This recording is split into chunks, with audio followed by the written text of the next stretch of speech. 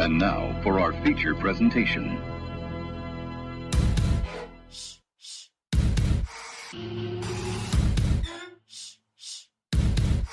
You're listening to the JB and Goldwater Show. Live, loud, and online.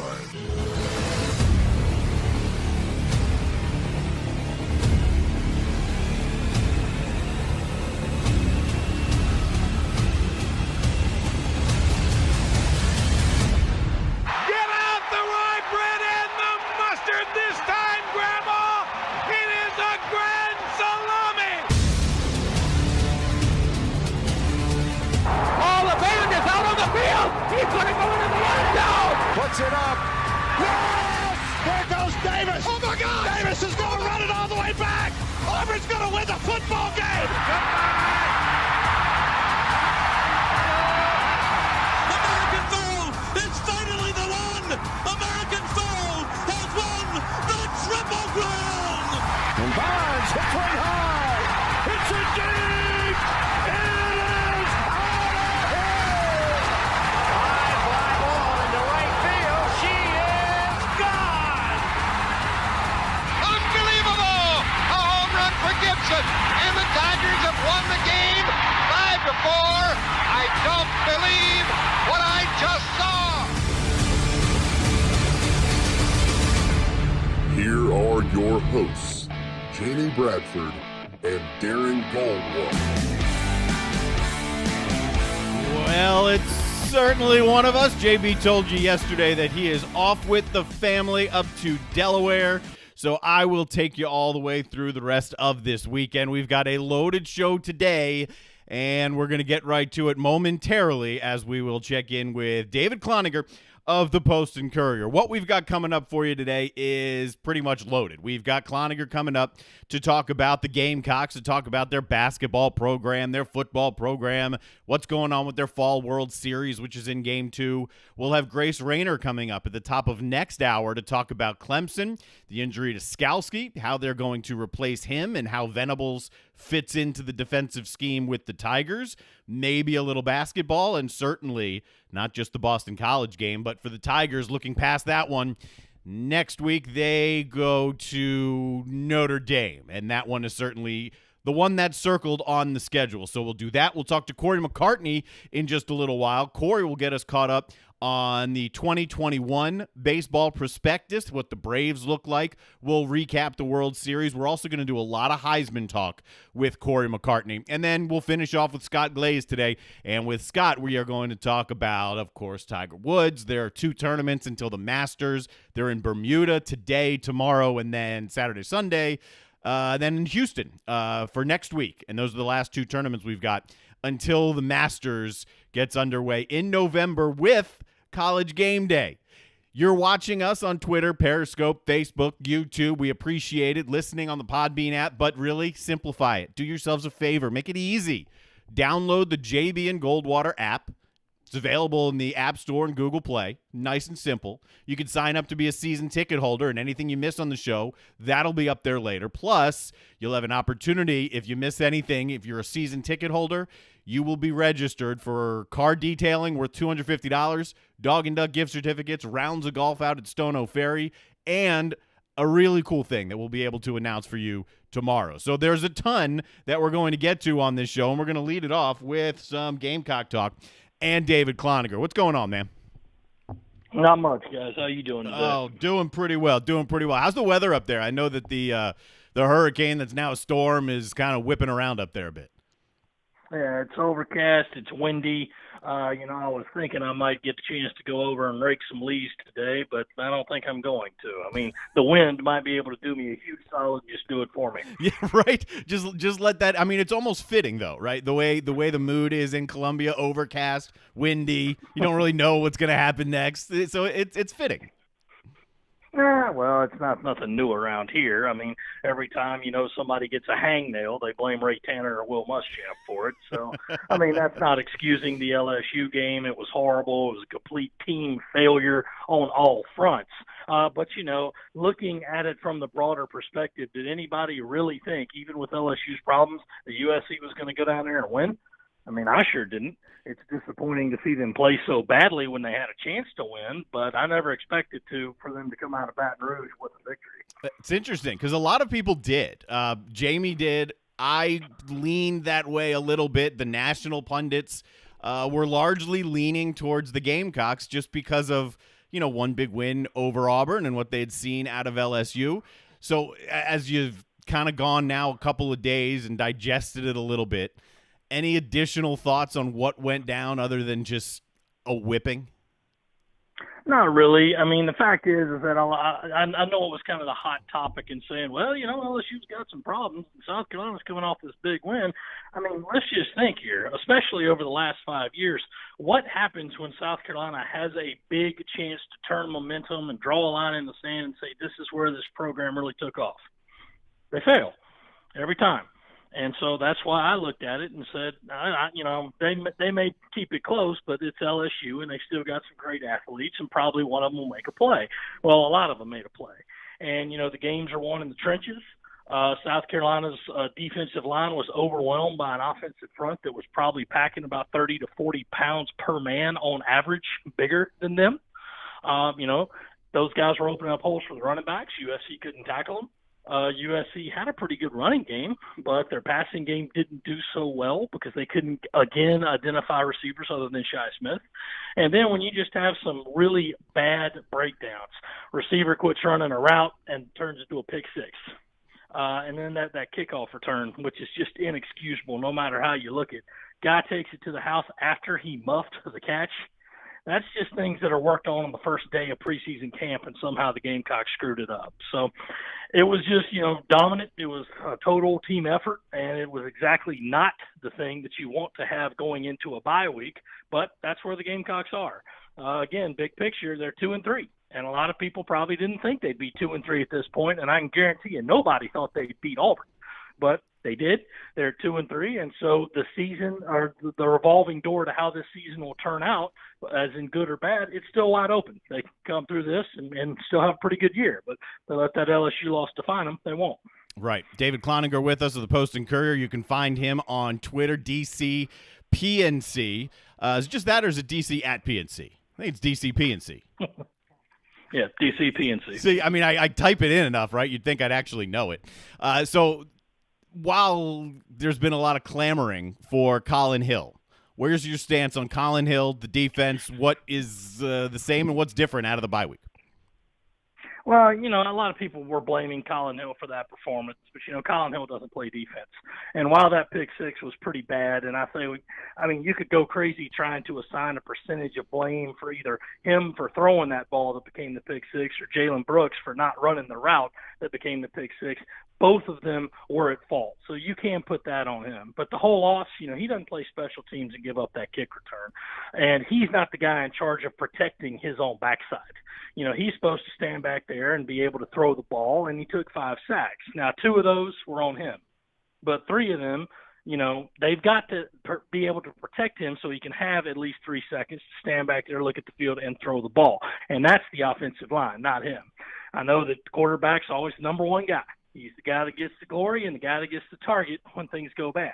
And a lot of people were, complaining that, well, he's not mobile. He can't move. Well, I think you kind of knew that coming in. And if your solution is to go ahead and play Ryan Helinski, well, maybe something changed over the offseason. But during the last season, Ryan Helinski did a lot of good things, but running wasn't one of them. So I'm not sure that it's going to just automatically cure that problem if you put him in there. Now, there is kind of the room to say, it's like, well, the game in the second half was a 21-point LSU lead, at least a 21-point LSU lead for all but 17 seconds of that second half. Why didn't you just try some of the younger guys? And there's some room to talk there. But the main thing is like, well, look at it from a coach's perspective. If you know that Colin Hill gives you the best chance to win, and that's why he won the job, do you go ahead and give somebody else a chance and therefore create a controversy and say, well, and you're telling Colin Hill, well, maybe you're not the guy that we thought you were, and it's going to be open? I wouldn't have done that. I'd have said, you know what, it's a bad game. It's a total team effort, and the kid deserved to have a bad game because up until now, when South Carolina's lost, it hasn't been his fault. And this wasn't his fault either. He definitely didn't play well, But to blame that loss on Colin Hill is just ridiculous. I mean, there were a whole lot more things that went wrong besides him having a bad game. Yeah, I think it's the easy thing to do. The quarterback takes the glory and takes all the blame. It's just where people gravitate towards. Now with the defense, though, Will Muschamp is supposed to be this defensive guru. He is. We know that. If and when this ever comes to an end, he's going to have a job soon after as a defensive coordinator, and he's going to be very good. What needs to change? What is it? An attitude? Is it personnel? What needs to change there? Well, obviously you need to get some personnel, but at this point in the season, I mean, what are you supposed to do? These are the guys that you have, and that's it. I mean, it would help if you didn't have to play so much dime and nickel, but that would depend on getting a guy like Sherrod Green back. Well, he's still out for the foreseeable future with that fractured hip and recovering from that. You have a guy that Rosendo Lewis could help. Well, he's injured too. Spencer Eason-Riddle was going to play a strong role as a backup linebacker. Well, he's out for the year. So you're kind of left with no choice but to say, all right, well, specifically in the middle, you've got to play the two linebackers you got, which Ernest Jones, no complaints there. The guy leads the SEC in tackles, and Damani Staley, who's played well at spots. But mostly they're going to have to keep rotating those defensive backs in. So with those DBs, and this has been a 5-year problem, I have no idea why they keep playing that soft zone coverage, lining up so far off the line and letting those guys get them. I understand the overall philosophy. We don't want to allow the big explosive play. I'm like, guys, what are you trying to do? I mean, do you prefer death by paper cut? I mean, because that's what's happening. They'll just keep gashing you in 10 to 15-yard segments down the field. Now, South Carolina's red zone defense, for the most part, has been pretty good this year. So maybe it has paid off in some kind of way of thinking. But it just doesn't look very good when teams can just kind of do whatever they want because these DBs are lining up so far. And that's all on Muschamp and all on Travaris Robinson. Now, over the past 5 years, it's been the same philosophy, and sometimes it's worked really well and sometimes it isn't. But the main thing is that if they're going to continue to do this, they need to work on their tackling and, for goodness sakes, try to jump a route every now and again instead of just letting the guy catch it and try to knock the ball off of him. I mean, I can't stand that philosophy. It's like you came in and you had 2 really good years because you had Dante Sawyer and Sky Moore, guys who were gifted at getting the ball off people. Those guys are gone. They've been gone for a long time. And despite having a really good performance against Auburn, the defensive backs didn't have that performance against LSU. Yeah, we were talking with J.C. Sherbert yesterday, and he was saying that, he said, listen, we can all see it, but I'm the one that's going to say it. John Dixon should be starting over Izzy Mukuamu. Where do you stand there? At cornerback? Yeah. I can see that for sure. I still think safety is the best spot for Israel Mukuamu to play. I know he had a pick against LSU, and that was good because that was kind of a case where he saw it coming. As soon as Finley let that ball go, I'm like, ooh, that's a bad pass. And sure enough, Izzy ran right in front of it, and he was gone. And I'm like, well, okay, see, that's the play for a heads-up guy. But Muck needs to be playing at safety. Mm-hmm. And Dixon has shown enough that he should helm the other corner spot beside J.C. Horn. So that's just a case where I think that's where his next level skills translate to. I think that's what he needs to do a little bit better, but I'm not the coach. And the fact is that they're getting kind of thin on corners now. So if, say, something happens to Dixon, he has a bad game. Something happens to Horn, he has a bad game. Who do you put in there to replace him? Right. I mean, I think that Mukuamu says, well, you could probably make him just more of the backup guy if that were to happen. And I know you don't want to have to play Horn and Dixon 83 snaps like they did against Auburn, but, you got to do what you got to do at this point. And the fact is like, listen, you've got these guys. Cam Smith should be returning against Texas A&M, but you have who you have. It's not like baseball. You can't go down to the minor leagues and get players at this point. No, I guess that comes into the recruiting side of things, but that doesn't happen in the middle of the year. David Cloninger's with us. You can find him DCP&C on Twitter, talking some Gamecocks here. Anything interesting come out of Will Muschamp last night? He had the call-in show last night, right? Yeah, he did. They usually do that on the bye week just to kind of give everybody a more of a day off. I mean, the kids practiced this morning, and depending on their class schedules or what have you, they are now off until they need to report back on Sunday night. So the good news is that the senior leadership group met with every player on that team and said, listen, you're not restricted from going home, even if you're out of state. You can do what you want because you're a grown man. But keep in mind what we're trying to do here, and keep in mind what's out there in terms of COVID. And from their agreement, they've guaranteed Will Muschamp that no one's going to come back with COVID and, have to have that situation dealt with before the A&M game. So most of the guys are staying in town. Some of them are going home if it's within a 2 or 3 hour drive. That includes like the Charlotte or Atlanta, both big recruiting bases for the Gamecocks. So that point should all be good, and we'll see how they do when they get back here Sunday night. He also said that Kevion Mullins is dealing with a lower body injury, but they expect to have him back for A&M. That's the first I've heard of it. Apparently it happened during LSU, but that guy, he flashed against LSU. Yeah, no doubt. I don't know if he would do that against A&M, but it doesn't pay to have a guy who's actually been producing at a receiver spot to not be available. So let's definitely hope that he will be available for A&M. For all the teams in the country, if there's one guy who's showing out at receiver at any point, you want that guy on the field right now. All right, so what do we expect here with A&M, and not just with the A&M game, but following that, because it was brought to our attention. It was a good point. After the A&M game, there are games against Ole Miss and Missouri, teams that have a first-year for them head coach in Lane Kiffin and Drinkwitz. So it becomes pretty interesting in Columbia, right, if things don't turn around with A&M and then those two, and if you fall there, what's the temperature going to be like in Columbia about that? Well, guys, you know how it is. And the fact is, we all know that the Will Muschamp, what his record is at this point. But I think I've tried to say it as many times as I could in the preseason. The circumstances of his buyout and the financial implications of COVID on this athletic department make me have hardly any doubt that he'll be back coaching next year. So, of course, Twitter is Twitter and message boards and message boards. You can complain all you want and gripe and moan, but it's not going to result in anything. Now, I can guarantee you, I can tell you this, Ray Tanner and the athletic department, the board of trustees, aren't happy with the losses either. But what are they supposed to do? If they find a $20 million check under a rock tomorrow, okay, maybe we'll talk about a different circumstance, but I don't see that happening. Dude. So the fact is that this season can still be saved. There's one game among those final five that I'll look out and say, well, they're probably not going to win that one, and that's at home against Georgia. Just because Georgia's a real good team. Their defense has been playing very well outside of that Alabama game. And, they're not going to lose to South Carolina 2 years in a row. No, you wouldn't. It's not going to happen. No. So I look at that game and say, all right, well, that one's probably a loss. But those other four, even though they've never beaten A&M since short in the conference, Ole Miss has got a lights-out offense, even though Eli Drinkwitz won the last time he was at Williams-Brice Stadium, and that was with Appalachian State's talent. So I look at those and say there's not a game that's a definite loss among those other four. So there's still wins to be had here. And this is a crazy season. You never know what's going to happen. And I'll go ahead and say this. If they somehow finish like 5-5 or better, obviously the numbers by itself is an improvement over last year, at least in terms of wins.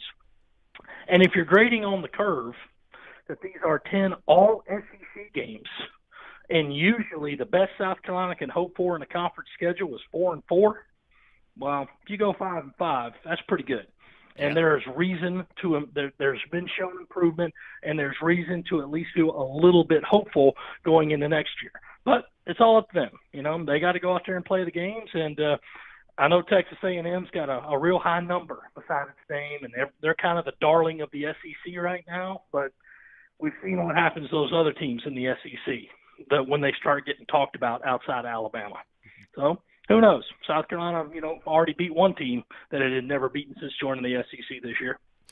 And you made a good point, because before the LSU game, we were sitting here and had this conversation with you. You look around the league, and there isn't a game where you say, that's a guaranteed loss or that's a guaranteed win, because everyone has their issues right now, and that hasn't changed. Just because they go to Baton Rouge and get blown out, that hasn't changed, because the issues are still popping up around the SEC. So there's no real reason to think, and I like your point about Georgia. It's hard to believe they'll lose twice in a row to the Gamecocks, but they're beatable too. I mean, who knows where Stetson Bennett is at that point? Who knows if it's JT Daniels or not? And who knows what that offense looks like? Who knows? So the games are out there and available.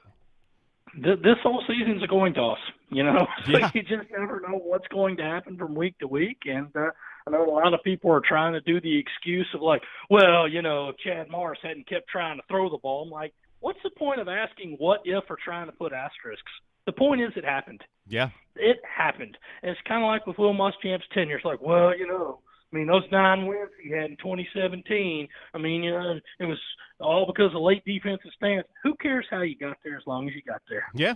Yeah. That's all that matters.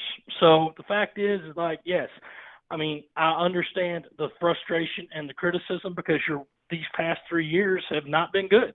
But, you know, you look at circumstances and say, well, you can keep complaining, you can keep crying and griping, but it's not going to do any good, not this year. I mean, never say never, I should say, but it's going to be very, very tough, I would believe, to make a move with this kind of circumstance. I mean, I guess we'll see. But if you find that rock with $20 million underneath it, let me know. I mean, maybe we can split it or something. Yeah, I don't think I'll be going down to the athletic department with it. I'll tell you that much. No, I promise you, I'm not. No, but we can split it since it's our idea to find $20 million. Talking with David Cloninger. Okay. Yeah. Post and Courier covers the Gamecocks as well as anybody does. There was some news on the basketball front. Patrick Iriel, is that how you pronounce his name, has decided to is it leave school? Is it leave the program? Do we know exactly? It's withdrawal from school. Okay. That is his plan right now. So, of course, that made me think, like, oh, well, this isn't just a basketball thing. I mean, they've hardly had any full team practices at this point. They've been doing workouts, individual instruction. But, yeah, that one kind of came out of a bolt of the blue. Listening to the call-in show last night, and I saw, one of the other reporters take it. I'm like, okay. Called into the, USC basketball, and they confirmed it. I'm like, wow, that's kind of surprising. But in just doing some light checking on it, I'll say that it seems to be a personal issue. Nothing to do with USC, nothing to do with Frank Martin, nothing to do with his role on the basketball team because he was going to play. Mm-hmm. He wasn't going to start, but he was going to play because he'd probably be the kind of 7th or 8th guy in the middle behind Alonzo Frank and Wildens Lebec. But, who knows? It's a weird season. It's 18-year-old kids. And right now, according to the conversations he had with Coach Frank Martin, he just doesn't feel like he wants to be in college. So I was like, well, okay, hope you change your mind. But, right.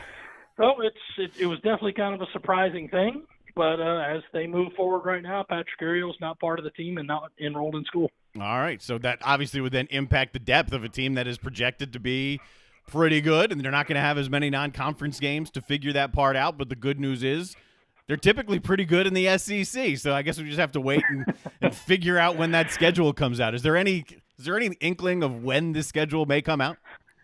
Well, see, that's the thing. It was supposed to already be out. Yeah. But the main thing that people are looking at is the entire country saying, like, look, we can't have these bubbles, and now you can't have your multi-team events down in Orlando like the NBA did.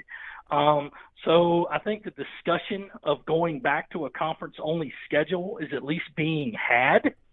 I don't know how likely that is, considering, we're less than a month out from when teams are supposed to start to play. But I think that's playing a little bit of a factor into it, saying how many games are you going to be able to squeeze in now? So there's probably going to be some heavy movement, in terms of how many games can be played and who you can play them against before they actually start. You actually see 2 guys in the jump circle ready to start an official game. But, if it comes down to that, South Carolina should be overjoyed because there's one thing, if you don't play a Stetson, you can't lose to a Stetson. That's right. South Carolina's been real, real good in the conference games. So if they go say like, all right, well, we're just going to play 18 games in the conference. Okay, cool. Exactly. I think it's he said 4 winning SEC seasons out of the last 5. It's something like that, which is, the best record they've ever had in the conference. So, yeah. I think that would be a good thing if it came to that. And it gets overlooked a lot because of the Stetsons and because of the early season Wyoming game, 2 or 3 years ago. For whatever reason, it's just, I don't know. That's the thing. It's Power 5 basketball, and you're judged on one thing, about how often you get to the NCAA tournament. And I realize that Frank Martin even says that no matter what I say, it's going to sound like an excuse, and he's right. because he is judged on that. But I think that we all know the first 3 teams that he had, those guys had no chance, Right? None, to get to the tournament because it was so bad when he got here. And his 4th year, it's universally agreed they got screwed. I mean, 24 win teams in Power 5 conferences don't miss the tournament. Yeah. But South Carolina did. And then, of course, I think you always have to say, it's like, well, only one tournament in 8 years. That one was pretty good. Yeah, I mean, I'd say. considering in one try, he became South Carolina's all-time winningest coach in the NCAA tournament. Mm. I know that technically he's tied with Frank McGuire for 4 wins, but 2 of Frank McGuire's were consolation games. So that's the way I look at it. Yeah. And I know that the athletic department is very happy with the job he's doing. I know it's frustrating, but keep in mind that run to the Final Four was still only the 9th appearance in the NCAA tournament in USC history. Oof. And that they had not won a game in 44 years before that. Yeah, and then you go cruising on into the Final Four. Sure, and it's crazy how it happens, but that's what a lot of people look at. I'm like, I get it, I do, Yeah. but you do have to look and say this is South Carolina, and no matter how much you insist and glorify how good that 4-year stretch in the 1970s was, this is not a basketball powerhouse. No. Okay, it's had some good spots, but that's it. So it's kind of like football. I've never seen a group that expects so much excellence despite never having had it. Maybe Dawn's success elevates the success of everybody else around her. It could happen, right? Well, maybe. I mean, obviously, Dawn knows what she's doing over there. She's built up the program, and it is truly a program. Yeah. And nothing against the other coaches here, but it's a different game, a different brand over there, and, she's figured that part out. A lot of people keep saying, like, man, she ought to be the athletic director. Hey, you can think what you want, but I can tell you from a personal standpoint, she wants no part of that. Not while you're She wants to coaching. coach. Yeah, absolutely. No, not ever. Well, okay. When the day comes that she doesn't want to coach anymore, no, she's not going to go into administration. All right, She fair. does not want any part of that. How about, before we let you go, baseball? They got the Fall World Series, second game of it. Anything interesting coming out of the game one or what you expect today? Well, they're playing 7-inning games, but it's great that they're actually getting to play 7 of them, kind of in this extended fall. But there's a lot of talent on that field. They've stayed healthy mostly through this. There are a couple of guys still dinged up and might not be ready till the spring. But there is a lot of talent on that field, especially on the pitching mound. So this is going to be a team that, still only 9 play at a time. But they're going to have a whole lot of options to fill those 9. And this, obviously Mark Kingston's feeling some pressure too. So it's going to be a case of like, look, man, you've got the chance this year because this team has got a lot of talent. Now, a lot of it isn't proven. But when we're talking about, say, football wide receivers who weren't proven and through 5 games they're still kind of aren't, I don't think that's going to be the case in baseball. Yeah. These guys are all going to get a chance to play early, and I think they're going to play very well. Oh, good. That'll be fun. That'll be good for Gamecock fans if this baseball team can. I know Kingston thinks it's a good team. Yeah, and I know that the pitching coach feels like it's a heck of a team as well. So we'll see. We shall see. That's man. what you got to have. We appreciate the time as always. What's coming up in the paper before we let you go? Well, not to rob myself of anything, but there'll be a few interesting stories coming up, about this bye week and how the football team handles it, and also, looking back at a particular game 4 or 5 years ago that had a few future Gamecocks in it. But Okay. I won't say any more on that. All right, future game that had some future, or a past game that had future Gamecocks in it. We'll keep our eyes out There for you it in the Post and Courier, man. We appreciate the time. No problem, man. Take All care. right, David Cloninger, Post and Courier here on the JB and Goldwater Show, driven by Stokes Volkswagen. A reminder, if you haven't downloaded the app, what are you waiting for? It's in the Google Play Store. It's in the App Store. You can sign up to be a season ticket holder, and by doing so, you are instantly registered not only for exclusive content every single day, but you're also registered for a car detail worth $250, a round of golf worth $90, passes to, Patriots Point, gift cards to Dog and Duck, be a member of our Bourbon Club as well. There's so much stuff in that season ticket club, so just sign up, and you'll be glad that you did. You can tell your friends about it as well. We're driven by Stokes Volkswagen right now. $3,000 off both the VW Atlas and the Cross Sports, and every new VW 2020, 0% financing. Love those guys out on Ashley Phosphate Road or StokesVW.com. Coming up next, we are going to talk a little Heisman Trophy, talk a little baseball. We've got Corey McCartney coming up, and he's got a gripe with how the World Series was broadcast. Analytics, too much, too little. We're going to get to Corey as we roll along on a Thursday afternoon, the JB and Goldwater Show. Is your old car really scary? Does it look dreadful or smell awful? Don't be frightened. There's never been a better time to trade in your spooky old car. Stokes Volkswagen just received a new shipment of the VW Atlas and VW Cross Sport. But here's what makes that even sweeter. Every new Atlas and Cross Sport is $3,000 off MSRP. Plus, every 2020 Volkswagen is available with 0% financing. That's right. You get both the huge discount and 0% financing. So if you want to play trick or treat at other dealerships, that's okay. Come see us at Stokes Volkswagen on Ashley Phosphate or visit StokesVW.com. Peace and love at Stokes VW. Plus tax tag includes $399.50 closing fee. Offer subject to lender approval. Expires month end. The best cheesesteak in Charleston is at DB's Cheesesteaks. JB here. We say it every day, and we mean it. You voted for them. Let DB's Cheesesteaks in Avondale and West Ashley feed your family this football season. Use your favorite delivery app. Have them dropped off before your favorite game. And don't forget the boardwalk fries. They come with the Old Bay seasoning. DB'sCheesesteaks.com for the full menu. Hoagies, hot dogs, burgers, and more. DB's Cheesesteaks, the best cheesesteak in Charleston, the best cheesesteak for football. Family Bingo Night is back. All 3 Dog and Duck locations. Every Monday from 6 to 8 is the perfect time to bring the kids, have dinner, and play bingo. They've upped the prizes with retail store gift cards, gas cards, in-house cash cards, and kid-friendly gift cards like Nintendo, pizza, App Store, and more. Thanks for supporting local businesses like the Dog and Duck in Bell Hall, Park West, and on Clements Ferry Road. What's up, everybody? This is South Carolina singer-songwriter Patrick Davis, and I might live in Nashville, Tennessee, but guess what? I can always listen to the JB and Goldwater Show because they are always live, loud, and online. Got some big news coming up from PD in, 12 hours or so? And then we'll talk about it a little more on tomorrow's show and maybe even give you an opportunity to win some stuff from Patrick Davis. It's good to have good friends, isn't it? We have more good friends as well. Promise that we're going to talk a little bit of Heisman Trophy. We're going to talk some baseball. Corey McCartney covers it all, and he is with us now. What's up, man? How you doing? Hey, good. How you doing? Doing really well. So let's start with this because I know we want to get to the World Series, and I love talking baseball with you.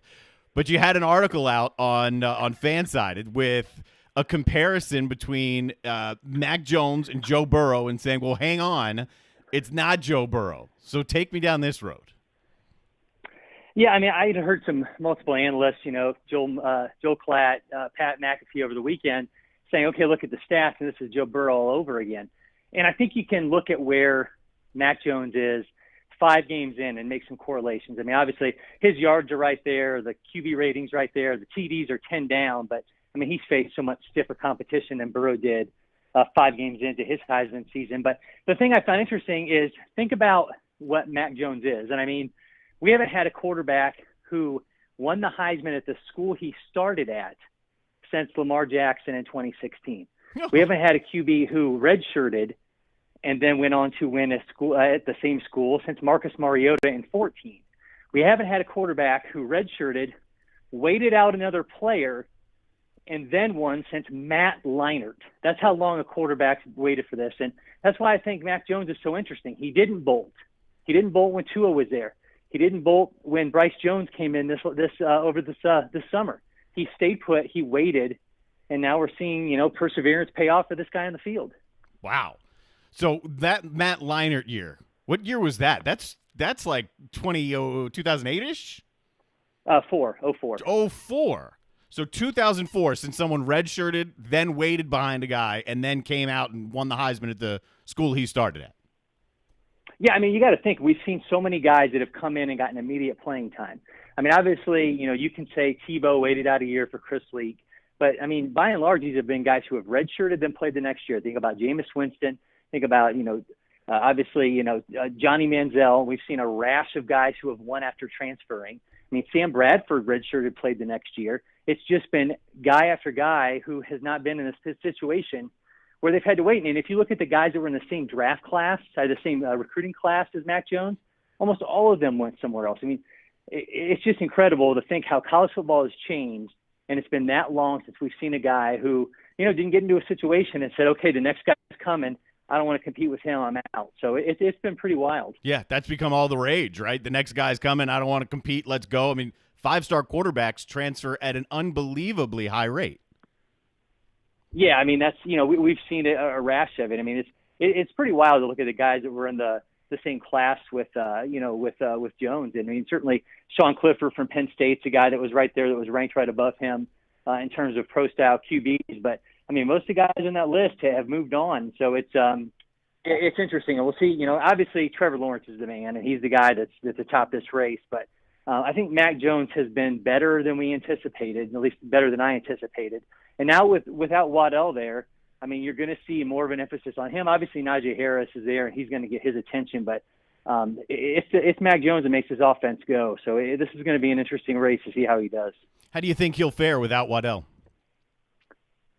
I mean, they have so many weapons, right? I mean, I think if anything, you're just going to see, him just spread the ball around a lot. I mean, you're obviously, you're going to have Harris take pressure off of him. So it's not as though this isn't Michael Crabtree and Graham Harrell, where you take away one receiver and all of a sudden this guy's got nothing. I mean, they have so many weapons. I really can't see it being a major impact. It's obviously a blow with as explosive as he is, but we all know Alabama's going to be fine. Yeah, I would think so. Corey McCartney is with us. He is a Heisman voter. He is covering baseball with the best of them as well. So let's stick with the Heisman here, because you've got Lawrence, you've got Fields from Ohio State, and you've got Mac Jones, and then everybody else. So ETN is off your list? Yeah, I mean, look, we talked about this before. I mean, when you have a quarterback who steals that much thunder and that much of the limelight, and we know – Trevor Lawrence has been a media darling since day one.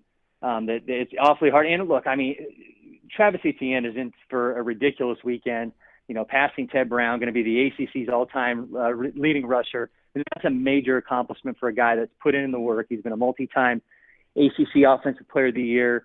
He's made so much of an impact on that school and the ACC in general. But it's just so hard to take the thunder away from a quarterback, especially in this day and age. Yeah. So let me ask you this about Fields, because I watched a lot, if not most, of the Ohio State-Nebraska game. And I know he had one incompletion, and that ball should have been caught. He should have been perfect. Yep. And that's one part of it, right? So he's putting the ball in the right spot. But I'm watching it in my head, I'm comparing him to Trevor Lawrence, because these are the two quarterback A, right, in the country. It's what everyone's talking about in terms of their futures.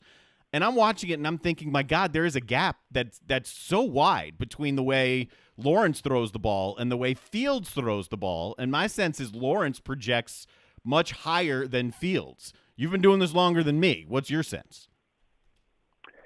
I think it's negligible in terms of the deep ball. I mean, that one that was dropped in the end zone and by Olave should have been, obviously, you said, that should have been a completion, should have been a touchdown.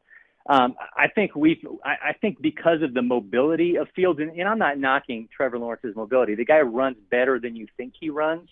But I think that aspect of it, to me, is what I think the NFL teams are gonna salivate over. I'm not taking Justin Fields over Trevor Lawrence in any draft. I think Lawrence is by and large the unquestionable number one. But I think when the play breaks down, I think Fields' breakaway ability is a different level than Lawrence's, and I think that's what makes them so compelling going against each other. And if we potentially could get that again, is the fact that he can make something out of nothing.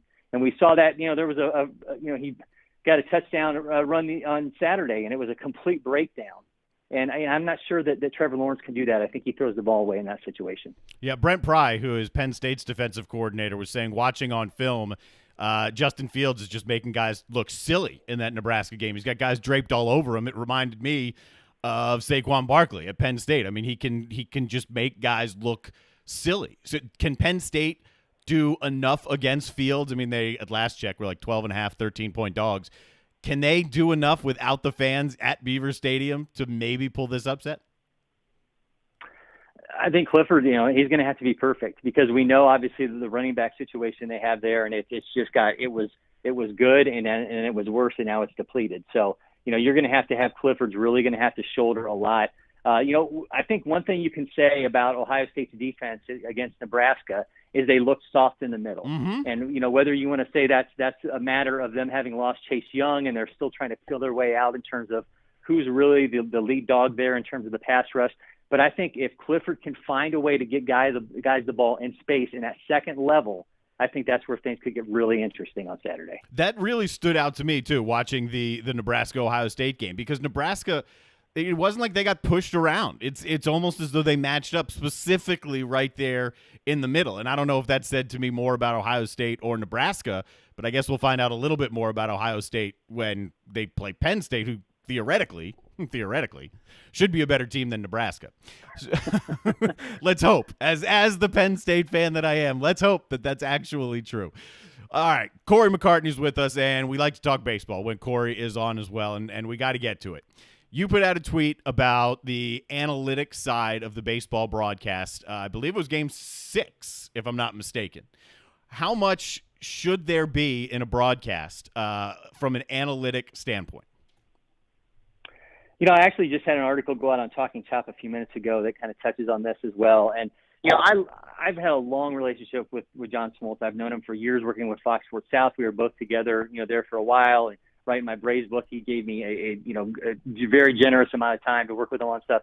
But he does not like analytics. He hates the whole, that whole approach. And certainly, when you come from that Leo Mazzoni school of a guy, should not have a pitch count, throw every day, not worrying about some of these things that we get caught up in today. But I think it's kind of a touchy subject for a lot of people, especially if you are on Twitter during a baseball game, to have analysts picking apart today's game and keep telling us why it's not as good as when they played.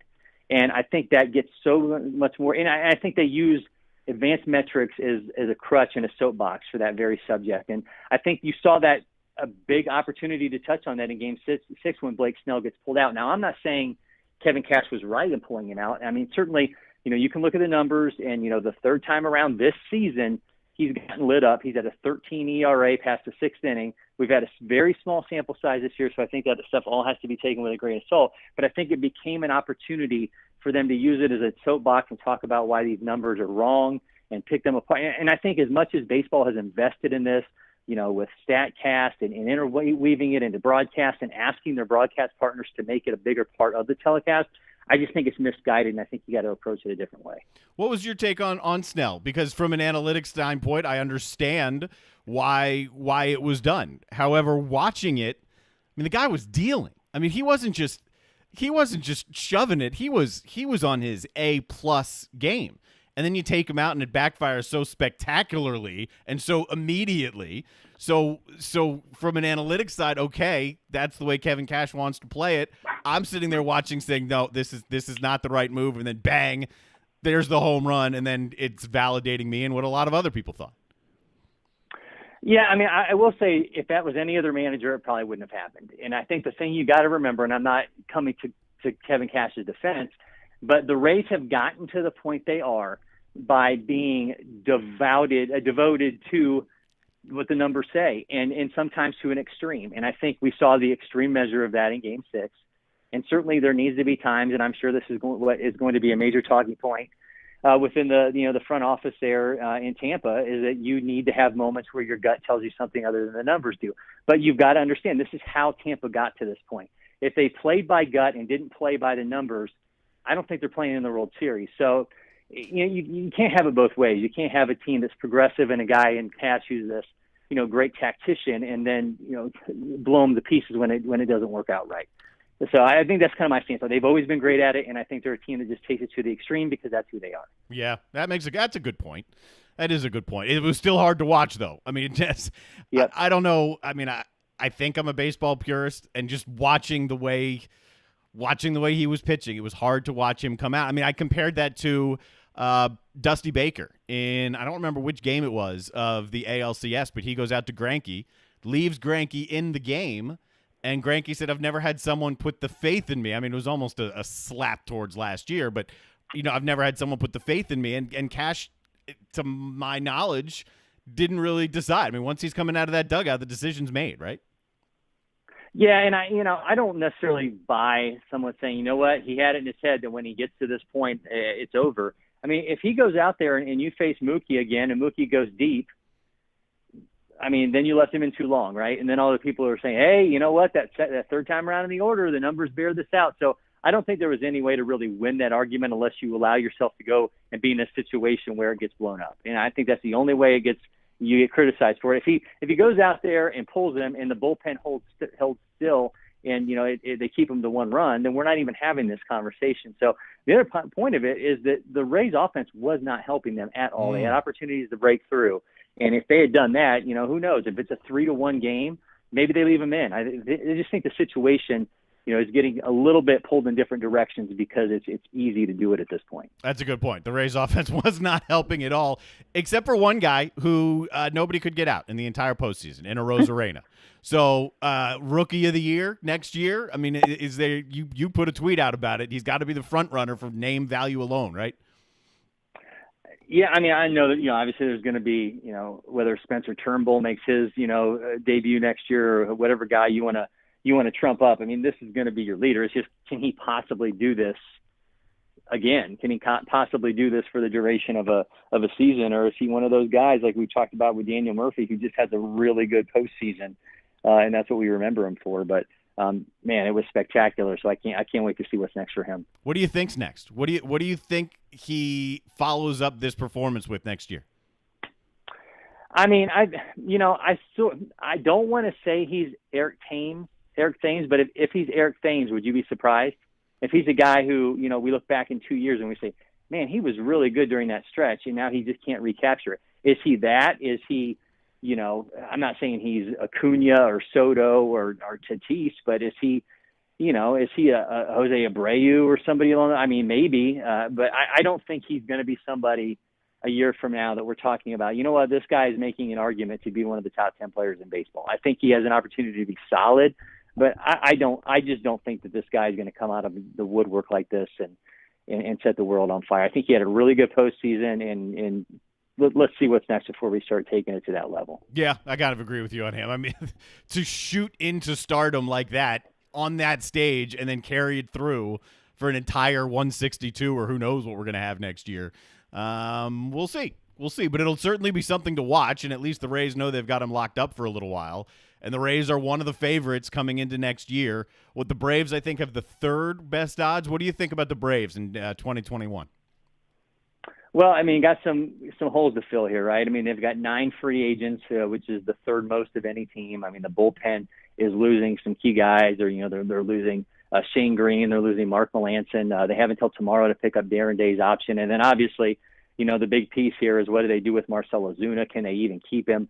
I think it's going to be interesting, based off what we've heard from Alex Anthopoulos and talks with him, and then the fact that November 5th, we don't know what impact lost revenue is going to have on the team specifically. We heard Rob Manfred this week talk about, the billions of dollars that baseball's in debt over this season, what they absorbed. But what we don't know is how it's going to impact each club. And we're going to have an idea on November 5th because the Braves, a publicly held company, Liberty Media, their parent company, is going to have their earnings call. So I think we'll hear then basically how much the Braves lost. And I think, that's going to be a real big crutch if the Braves decide that they either need to stand pat or play it safe.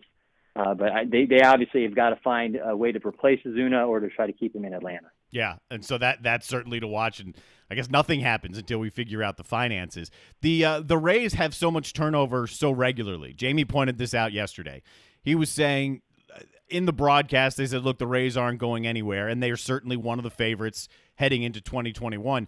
The key pieces, the key arms, are they locked up? I mean, is this why they're one of the favorites next year?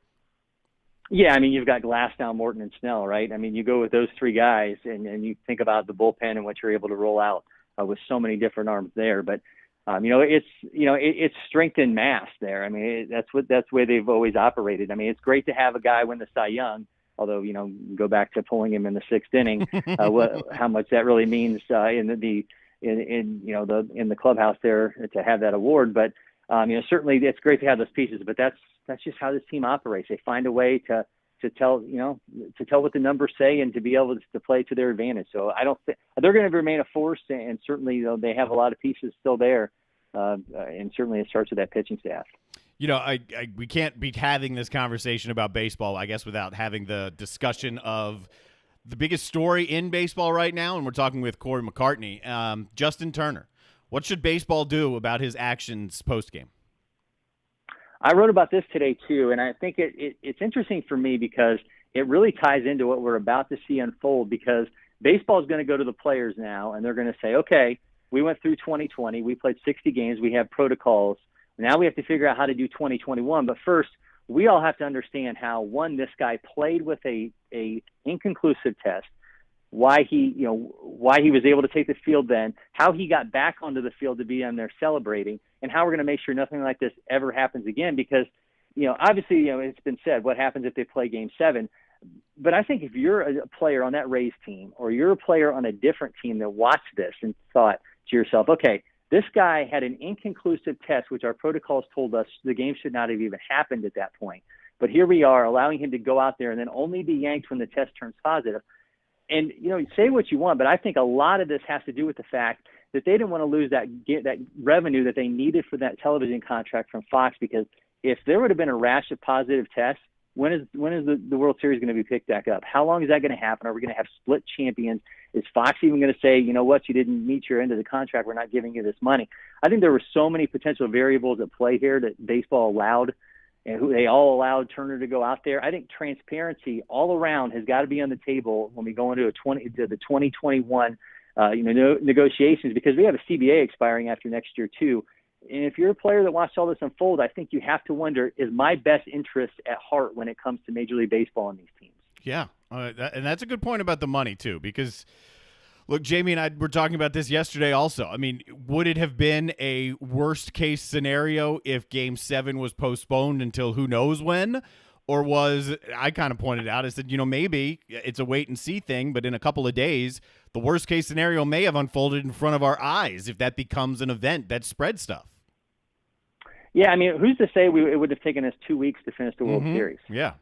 And then, God, what does that do to who cares at that point, right? I mean, if you're not a Dodgers fan or a Rays fan, who cares? And then, obviously, again, I think they promised these teams that there was going to be X amount of dollars that was going to be spread out through an expanded postseason. And if that was coming into jeopardy by one guy, after all the month long of not having any positive tests, I'm really going to be interested to see if we figure out who it was that said, just get out there and play and we'll figure this thing out. Because I think that's a major sticking point as we start to negotiate what it's going to look like next year. So how can we find out? Is there a way that we're ever going to find the answer to these questions? Well, the MLB said they're going to launch an investigation, right? So I think first and foremost, it's going to have to be made very clear who was made aware of the fact that this first test was inconclusive, because, that was one of the protocols, was that if it's inconclusive, you treat it as a positive. So why was, they've made a big deal about him breaching protocol, their MLB security and busting his way onto the field after. I'm much more concerned with how he was even allowed out there in the first place, because that's where, there were obviously, MLB personnel and family and friends that were on the field after the game. But there was also an entire another team out there that put their faith into MLB, making sure they were safe to go out into the field. So, they're going to have to get to the bottom of it, I think, because I think you're already going to have a lot of upset players, because there's going to be a ton of guys who get free agent contracts, guys who are non-tendered, and now they're going to turn around and be like, no, we need you back out there, but, we may or may not be all that concerned with your safety as you like to think we are. So I think this could be a very tense negotiation. I wouldn't be surprised if we start late or if things get shaky, if they just decide, we're not playing in 21. Oh, man, that would be awful, Corey. If that's what comes. Think about this. So think about this. How many guys decided to opt out this year because they didn't know what was going to happen? And now you've had the biggest stage, and you've twice in the biggest stage had a player put people at risk. Yeah. If you're a guy who, Clayton Kershaw, was somebody who was waffling on whether he was going to come back. Mike Trout was somebody who was waffling on whether they were going to come back. I'm not trying to create a doomsday scenario here, and I want baseball to happen in its fullest extent in 2021. But I just don't know that getting these guys to bubble up for 162 games is realistic. And then I just don't know how really bought in both sides are to making sure everybody's safe. Well, I mean, I appreciate the honesty. Thanks for being a downer, but I appreciate the honesty. What else are we watching for? I mean, I guess I wanted to ask, what are you watching for in the offseason? But if that's the line of thinking we're coming from, then that's got to be the primary thing to watch. Yeah, I mean, look, we're going to have the MLB GM meetings. We know those are going to happen. We have no idea if winter meetings is going to happen. And if it does, it's probably going to be a virtual version of it. You'll have the Rule 5 draft there. And then free agency picks up. And this is going to be, we obviously are going to have all these losses across all these organizations. Now that the calendar flips to 21, this is the first time that these teams can now say, okay, this is what happened in 20. And the payroll is now going to be reflective on that. They're going to have to open the books. I think in order for the players not to be really upset, they're going to have to open the books and explain to them, in clear-cut terms why they took losses. But I think you're just going to have a lot of really upset players, and I think we're going to have a very sluggish offseason in terms of free agent maneuvers. All right, Corey, before we let you go, I know you're a Big Ten guy like I am. Nebraska comes within inches of scheduling a game with Chattanooga. There are reports that it was about to happen. Chattanooga even tested for COVID on Wednesday. They were cleared to go. Report comes out today that the game's going to be played in 2 days, and then the Big Ten says no. What do you take on that? Yeah, I think Nebraska's got to go, and I mean that for both sides. I mean they created so much trouble in trying to just get the season back going, and I understand there was a lot of people that wanted it to play. But I think they just continue to poke the bear, right? And I think at some point, maybe they're not happy. Maybe they just don't like the way things are going in the Big Ten and trying to write their own rules. But, maybe it's time to turn the page. Maybe they go back to the Big 12. Maybe they go into the independent route like BYU. But it's clear they're not happy. And, I think they're continuing to write and make their own blueprint, and I'm not sure that's what the Big Ten wants these guys doing at all. No, the Big Ten seems to be as annoyed with Nebraska as Nebraska is with the Big Ten. So it makes a lot of sense that maybe it is time to go. And then here we go with realignment again. That'll be fun. Let's find realignment in the midst of COVID and see if we can mix our way through all that. Hey, if you told BYU they could come into the Big Ten, they'd be there tomorrow. Oh, yeah. Okay. I haven't considered BYU, but I would absolutely be happy with BYU. That's an established program. I mean, is that yeah, where you're talking about a power? Yeah. Is that where the Big Ten would go? I mean, is that the logical step for the Big Ten? If you want to stay west and you want to expand west, unless you're going to be able to pull Oklahoma or Texas away from the Big 12, I think BYU is the most logical one. BYU wants to put on the big boy pants, right? They had 6 Power 5 programs scheduled for 21 before things got shut down. 6. And then they had to scrap. Those guys want to play. They want to play big-time football. Okay. I don't think it would take a lot of convincing. Hey, I'm in. You don't have to convince me much further. As a Big Ten guy, I'll take BYU. Absolutely. No question. Man, we appreciate the time as always. And where can people find your work so that they can get more of you aside from this show? Yeah, just the easiest thing to do is Corey J. McCartney on Twitter. You can find all my stuff there, all the links to the different sites I'm doing stuff for. So, yeah, appreciate it. Just check that out. Awesome. Love checking it out. That's how I got ready for this, figuring out exactly what you've been talking about. And we'll talk about that. Corey J. McCartney on Twitter. Corey McCartney right here on the show. Thanks, man. We'll talk to you next week. Thank you. Corey McCartney. Always a pleasure talking baseball with him and football with him. Interesting conversation there on Mac Jones as well. If you haven't downloaded the JB and Goldwater app, do it. It's in the Google Play Store. It's in the App Store. Once you do that, you can sign up to be a season ticket holder. If you're a season ticket holder, you get exclusive content every single day, plus you have the opportunity to win giveaways. Tomorrow, we're going to announce a really cool one. Right now, we can tell you of what we already have. We've got car detailing worth $250 from our good buddies at Stokes Volkswagen. We have gift cards to Dog and Duck. We have Stokes. I already told you about the Stokes. Stono Ferry, rounds of golf out there. We have passes out to Patriots Point. We have membership in our bourbon club because nobody likes bourbon more than Jamie, and he would tell you that if he was sitting right over there. and you can enjoy bourbon with us. That would be cool, huh? Just click the link in the app, become a season ticket holder, and we'd appreciate it if you do. Coming up on the show, we have more to go. In this second hour, we will talk Clemson with Grace Rayner. We will get an update on their injury situation, their prep for Boston College. We will also maybe look ahead, even though, God forbid, you mentioned this to Dabo Sweeney. But next week is the Notre Dame game, so we'll look ahead to that with Grace Rayner and talking some golf, talking some Masters, talking some Tiger Woods. That's coming up in the next hour as well. We should remind you, it's 1 o'clock, so it's past lunchtime. It's also Thursday, which means it's buy a foot long, get one half off at DB's Cheesesteak. Jamie would sit here and tell you get the buffalo chicken cheesesteak. Make sure you get it with all the toppings, and don't forget the boardwalk fries. That's what he always tells you. You can order online and pick it up. You can also order on any of the delivery apps, DoorDash, I don't know, Uber Eats, whatever. Whatever you order through, you can do that with DB's Cheesesteak. They're in Avondale and West Ashley. Hook them up, get a cheesesteak, and enjoy your lunch. And, hey, get a foot long, get a deal on the second one. Grace Rayner coming up around this time out. JB and Goldwater Show driven by Stokes Volkswagen. At DB's Cheesesteaks. JB here. We say it every day, and we mean it. You voted for him.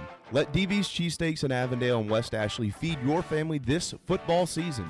Use your favorite delivery app. Have them dropped off before your favorite game. And don't forget the boardwalk fries. They come with the Old Bay seasoning. DB'sCheesesteaks.com for the full menu. Hoagies, hot dogs, burgers, and more. DB's Cheesesteaks, the best cheesesteak in Charleston, the best cheesesteak for football. At Patriots Point Naval and Maritime Museum, families walk in the footsteps of our nation's heroes, the brave ones who risked their lives to defend our way of life. Home to the aircraft carrier USS Yorktown, USS Laffey, and the USS Clamagore, there's more than 1 million square feet of exhibit space to roam. White Glove certified, we have several new health safety measures in place to enhance the visitor experience.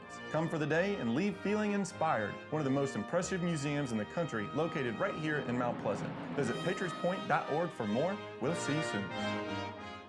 Family Bingo Night is back. All 3 Dog and Duck locations. Every Monday from 6 to 8 is the perfect time to bring the kids, have dinner, and play bingo. They've upped the prizes with retail store gift cards, gas cards, in-house cash cards, and kid-friendly gift cards like Nintendo, pizza, App Store, and more. Thanks for supporting local businesses like the Dog and Duck in Bell Hall, Park West, and on Clements Ferry Road. This is Scott Glaze, head golf professional at the Links at Stono Ferry, located on the outskirts of Charleston, South Carolina. I'm inviting you to tee it up on one of the most scenic and challenging courses in the Low Country. Our back 9 is highlighted with 3 holes that border the Intercoastal Waterway. Visit stonoferrygolf.com to book tee times and discover all that Stono Ferry has to offer. The Links at Stono Ferry is a former South Carolina Golf Course of the Year and is also home to the College of Charleston men's and women's golf teams. Come see us. We would love to have you. stonoferrygolf.com. Hi, I'm Chris Half, Public Information Officer at the Patriots Point Naval and Maritime Museum. We're home of the mighty USS Yorktown, USS Laffey, Clamagore, and Vietnam experience. And we're a proud partner of the JB and Goldwater Show. We invite you and your family to come see us and enjoy a day on Charleston Harbor. Visit patriotspoint.org for more information. And now, it is my honor to present the National Anthem.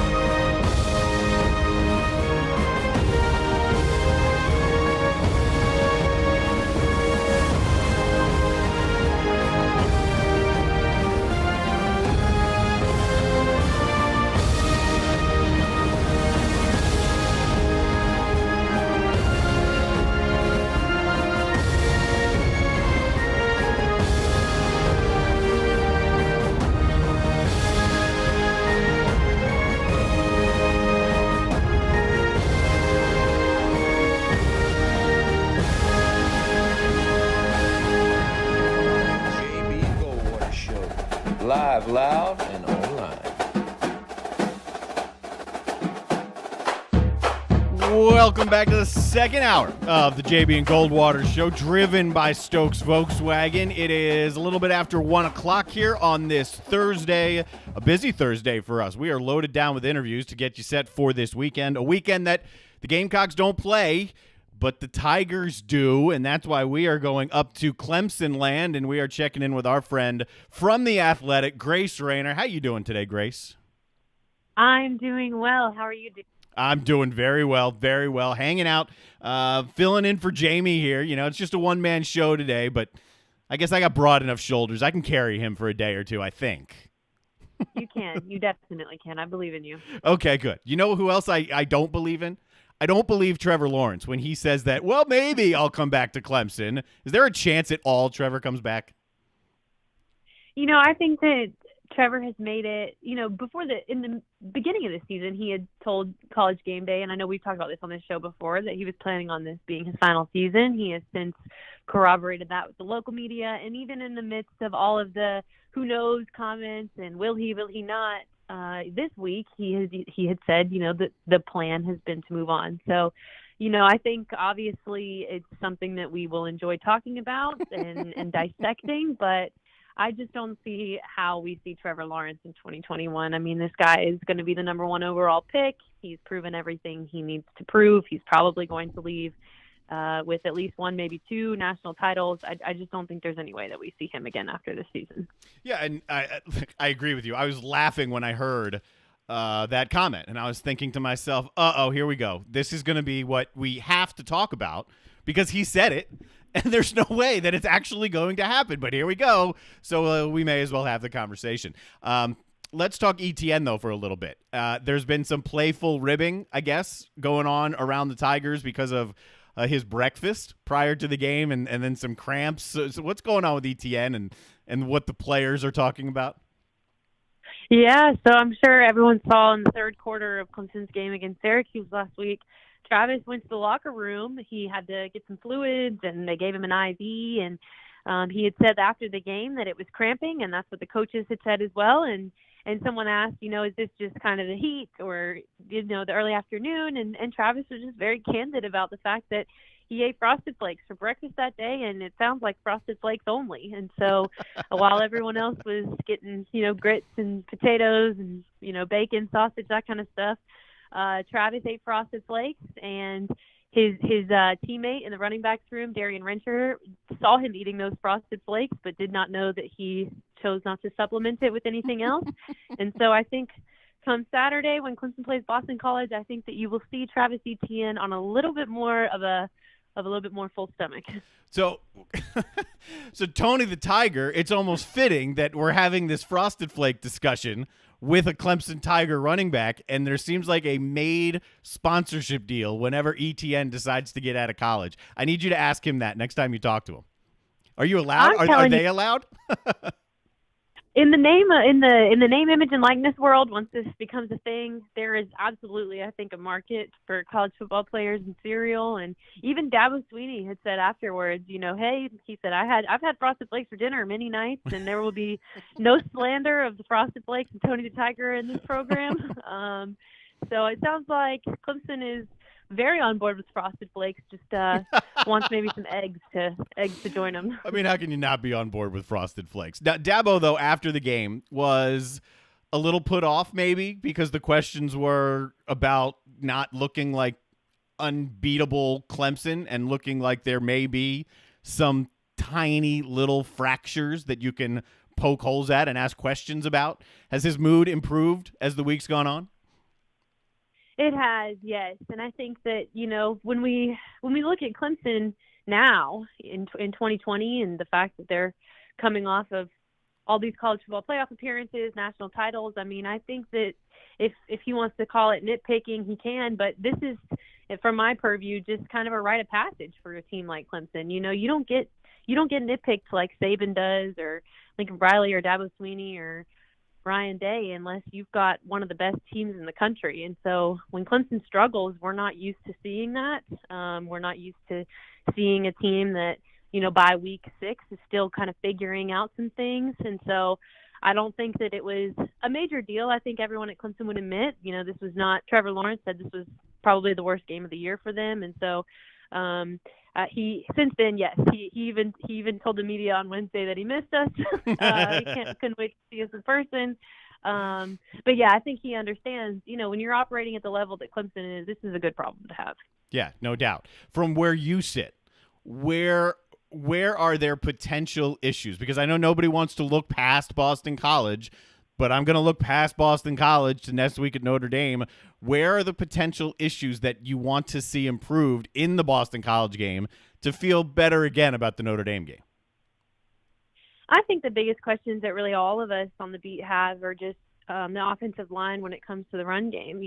Clemson obviously has a really explosive running back in Travis Etienne, and yet you look at the numbers and they have the number 7 rushing offense in the ACC and the number 40 in the country, and it just doesn't totally add up. And that was something that Dabo was asked about in the post game as well, and he had said he doesn't have any concerns about his OL in the run game. But I think that that's something that for sure I'm going to have my eye on this week, because Clemson's team, and I realize a lot of these defenses have put an emphasis on trying to stop the run, but Clemson's offense is made to be balanced. This is why they are so good, is they both beat you through the air and on the ground. And so I'm curious to see if they can figure that out, because they have the bodies, they have the skill players to really hurt you in the run game if you can just create some holes and give them some protection. Grace Rayner is with us talking Tigers. You can find her on Twitter, GM Rayner. She is with The Athletic. If you don't subscribe, I don't know why not. There is awesome content for the Tigers and really every team, every conference, both collegiate and professional. It's really fantastic content. And let me ask you this, Grace, about The Athletic. There is a philosophy there. It's not just covering the games, right? It's not just here's the game story, here's how they won and why they won, but it's kind of diving deeper. What appeals to you about that? Yeah, I just think it's really cool that we have a platform where we can take those deeper dives. And I think our readers, what I love about working at The Athletic is our readers just make us so much smarter every single day, because they ask really great questions. And, we're not on a newspaper deadline. We don't have space constraints. And so it's just really appealing to me to be able to dig a little more, just get to know these players a little more, maybe dive into X's and O's a little bit deeper. In a meaningful way that these people who are working really hard and paying us their hard-earned money deserve. Yeah, well, that's a good point. And you know what? They're going to like you for that, because if you say the reason I enjoy The Athletic is my readers make me smarter, then yeah, that's good. Good to play to your audience, but I can see why it's true. So anything this week that follows that pattern, diving in and finding something out that maybe you didn't expect? It's funny that you asked that. I actually have a big story coming out tomorrow on Clemson wide receiver Ajo, and kind of dug into his background from Canada to Florida to Clemson, and his mom and the role she's played in his life. And so it was a fun one to report. So I'm excited to share it with everyone. Nice. Then I will be reading that tomorrow, and we'll retweet that for you. Talking to Grace Rayner of The Athletic. Now, injury news has been out there. Skalski isn't going to play for some time. I don't know if we have a definitive amount of time. So Venables probably slides in there. And I think it's more of a leadership thing that the Tigers defense will be missing than the actual play on the field. Did I read that right? Yeah, I mean, Skalski is the heart and soul of this defense, and I don't think that anyone would argue that. He is a redshirt graduate. He is a little bit like a mini Brent Venables. Like, they are just so in sync. He is so intense. In fact, Venables has had to tell him, okay, calm down a little bit when you're getting after these freshmen, like they just got here, because Skalski's standards are so high. And so, yeah, I mean, he's just with the in addition to what he does on the field, which is a lot, he's the Mike linebacker. He just has that presence, that respect, and seems to always be the voice in the defense that brings everyone together. So I don't think it can be overstated how much of a loss this is for Clemson. Now, he didn't play in the last game. Did the players, coaching staff, did they reference the loss of him on the field to anything that may have happened on the field? I don't know that they got into the nitty-gritty of the X's and O's in his absence, but I think that what they were saying is, you can just kind of feel when he's not there, and I think that some of them have talked about how just having him on the field is kind of like an extra security blanket, and he and Nolan Turner, they're roommates, they're friends, they're both leaders on that defense. I think that they just kind of vibe off of each other, and so Nolan handles things on the back end. Skalski has everything going with the linebackers, and I think it's just one of those things where you can function without him if you're Clemson. Of course, they have a lot of talent. Venables is the best in the game for a reason, but it is something you notice when he's not there. You do kind of feel like something's missing. Any other injuries that we should be keeping an eye on right now before the Boston College game and the Notre Dame game? Yeah, I would be keeping an eye on Mike Jones Jr., the nickel Sam linebacker. He's day-to-day, so Dabo said that one's going to kind of come down to the wire this week, which it goes without saying that if Clemson is down 2 of 3 starting linebackers, that's going to be problematic. I've got my eye on Tyler Davis. Dabo hasn't really committed to a timeline on him, but obviously the defense is much, much better when Tyler Davis is in there on that D-line. And then it sounds like Darian Kendrick, the starting cornerback, should be good to go. He was dressed out last week. They wanted to hold him. Mario Goodrich, also same thing. So nothing is ever certain until we show up and see who's there and who's not. But I do anticipate seeing Mario for sure, and just the vibe I get on things. I would not be surprised if DK was ready to roll as well. Very good. Talking with Grace Rayner of The Athletic. You can follow her, GM Rayner. That is where you can find her on Twitter. Has anyone tried asking Dabo about Notre Dame yet this week? Not yet. It will be coming Sunday night, though. The second that this game is over, I think we're all turning the calendar to November and this matchup at Notre Dame because, as we all know, I mean, this is the big one. If Clemson is going to have a CFP test in front of them, we thought it was going to be Miami. Obviously, that was a blowout, but I think Notre Dame Clemson will have some extra juice to it for sure. Yeah, especially after Notre Dame played what has to be considered their best game of the year last week. I mean, maybe they're peaking at the right time. That's what they're thinking. And then around Clemson, even though you blow out Syracuse, there are questions about the tiny little things that need to improve. It's an interesting dichotomy there where, I mean, I think coming into the year, we would have thought the opposite. Coming into the Notre Dame game, we would still be thinking, all right, Clemson's going to go into here and be Clemson. But it's strange to me, at least at this point in the year, that that's where we are with these two teams. Yeah, and I think there's something to be said about we saw this after the Miami game with Clemson. Anytime that Clemson kind of feels like they're being questioned or left some things out on the table or whatever, they typically come back very soon thereafter and just dominate people. And so I think that dynamic is also interesting because after Clemson played Virginia, there were some questions. Brennan Armstrong had a lot of success against Clemson on the ground. They followed it up by just absolutely crushing Miami. And then, here we are going to see them coming off of a game against Syracuse where they definitely left some things out on the table. So I'm curious to see how they channel that because if history has told us anything, it's that they process that extremely well. Yeah, the last team you want to be right now is Boston College. You don't want to play Clemson when Dabo Swinney's annoyed by questions about things that aren't going well. Right. Yeah, if you catch Clemson the week after, I think it was last year when they played North Carolina. Yeah, obviously we all know what happened there, and then they had a bye week, and then they just came out super aggressive against Florida State. That halfback pass to Travis Etienne, like they were just ready to make a statement. This is kind of what they do. Let me ask you this: there was a big decommitment last night from a 5-star quarterback committed to Texas, or he was. I can't even pronounce his last name. Ewers, probably. But he's a 5-star kid, and Clemson is among the teams that most folks would say could be in the running for him. And it was pointed out that every other year for the last 2-4 years, Clemson's gotten a 5-star. Trevor Lawrence, then DJ in 2020. Lawrence was 18. 2022 is this Ewers kid. How much is Clemson pursuing him? I don't know entirely what his conversations are with Clemson, but you are right that it does kind of follow this every other year path. We saw Deshaun, Trevor, DJ. This is just kind of how it goes, and Clemson has definitely put itself in a position to have a strong case to land anyone. I mean, when you're winning at the rate that they are, and then on top of that, you're developing quarterbacks like they are. I mean, Brandon Streeter doesn't get a lot of credit. He's not a coordinator, but what he's done with these quarterbacks has in their development has really been remarkable. And so I think that if you're Clemson, I mean, obviously you don't get everyone. No one gets everyone, but you got to feel good about your chances with anyone, just the way that things are moving at this rate. You don't get everyone. It just feels like that you get everyone. That's what's got to be Exactly. like up in Clemson.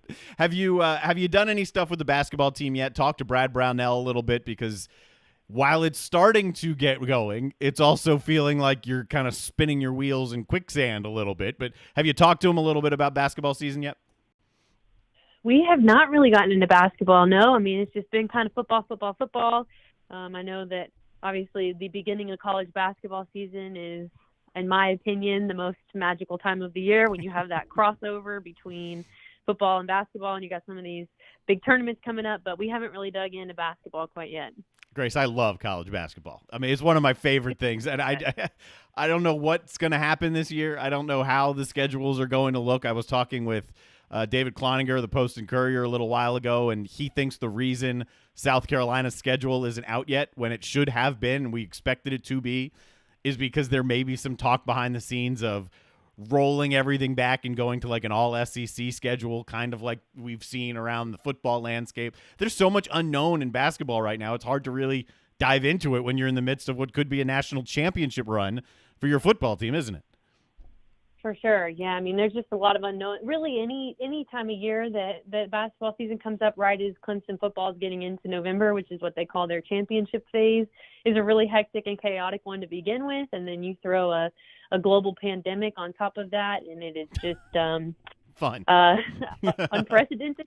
I mean, I feel like I use that word a lot these days, but that's just kind of where we are. Well, it is, because we haven't been here, so unprecedented does make a little bit of sense. Grace Rayner's with us, GM Rayner's, where you can find her on Twitter. She writes for The Athletic and does an awesome job, and the staff at The Athletic is awesome, so I highly suggest you subscribe. Jamie and I both do, and if that's not enough reason, then I don't know what is. Meanwhile, Grace, we subscribe to The Athletic, so you and your Athletic pals should at least download the all-new JB and Goldwater app. You can get it for free. It's in the App Store. It's in Google Play. Just download it. Nice and easy. Yeah, there we go. I'm into that for sure. Is there anything that should concern Clemson about Boston College? I don't really think so. I mean, I think that when you look at – someone asked me the other day kind of the biggest matchup. I would say Boston College has a really good tight end, so I'm interested to see how he matches up with Clemson's linebackers. But I think across the board, you know, Jeff Hafley's doing a really great job in year one for sure. I don't want to discredit what he's doing, but Clemson's this is just who they are now. They're more talented. They're recruiting at a different level. The gap is just still way too big. This is an away game for BC.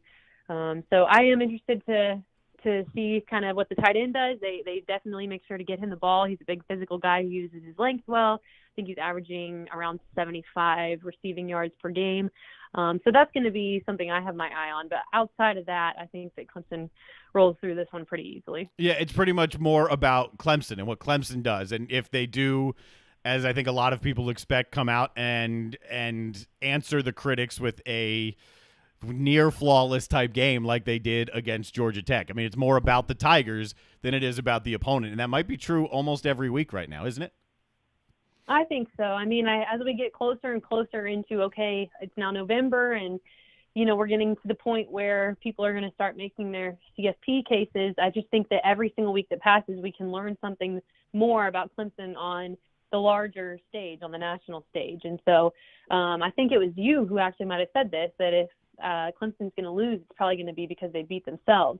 But I think as we continue to go through this season, I'm more focused on how is Clemson progressing each week as opposed to what is the opponent necessarily looking like. Yeah. Do you think there's anything to, because of the weird year that we're in, let's say the unprecedented times that we're in, that the style points may come into effect for the playoff committee, because they typically say it doesn't matter. Score doesn't matter. We're not looking at that stuff. But that's hard for me to digest this year when some teams might have 8 games played. Some teams might have 10. Big Ten might have a 6-game champion. Who knows? So do style points matter more? I think you could make the argument that it does. I mean, I don't know exactly how the committee is going to evaluate this year, and I think that everyone in America would agree that this is probably their most difficult task yet. But I think with a team like Clemson, we've talked about style points in the past, even pre-pandemic, just because the gap is so large between them and the ACC. There's a lot of people who have made the argument that Clemson does need style points, and we saw last year the first installment of the rankings came out, and undefeated Clemson, who was the defending national champs, came in at number 5. Mm-hmm. So I think that when you're crushing people like Clemson is, and you hang 73 on Georgia Tech, it certainly doesn't hurt your CFP case. No. If anything, it opens the eyes of people around the country. Said they did what? 73 points. They did what? Grace, we appreciate your time as always. Thanks for making time for us, and enjoy the game this weekend. I assume you're making the trip to South Bend next week. That one I still kind of up in the air, but I will definitely be at Clemson Boston College this week, and then heading into November, we'll see what happens. Is it a Notre Dame thing, trying to limit the amount of media that comes in? Yeah, I think it is. It's just, all these teams have to be very cognizant of visiting media members, the numbers. This is the national game, all that stuff. I don't envy the public relations staff whose jobs it is to work out all these logistics. No, not at all. Have you been to South Bend? Have you ever been there? I have. I went in college when North Carolina played there, and it was one of the most beautiful places I've ever been on a college campus. Yeah. I've said it before. I've been there once. I was doing Citadel Radio at the time. I was up there for a basketball game, and Notre Dame played Army, I think. They blew them out. It was the Michigan-Ohio State weekend. But I've said it before, Notre Dame Stadium and Fenway Park are the 2 places I've ever been that actually live up to the name. When people say you can feel the history, there are 2 places I've been that's actually true. It's Fenway Park and Notre Dame's football stadium. Yeah, I mean, it's one of those places where everyone, I think, needs to go at some point to check it off your bucket. Couldn't agree more. Grace, enjoyed it. Get back to writing, finding out the next cool story for The Athletic, and we'll talk to you soon.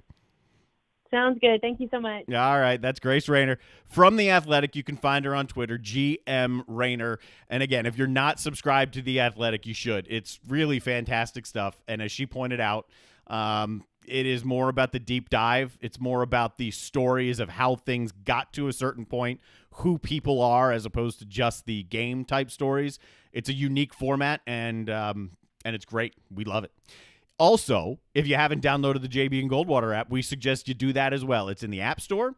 It is in the Google Play Store, and you can download it. Then you can also subscribe to our season ticket package, and by doing that, you get exclusive daily membership offers. Content would be a better way to put that.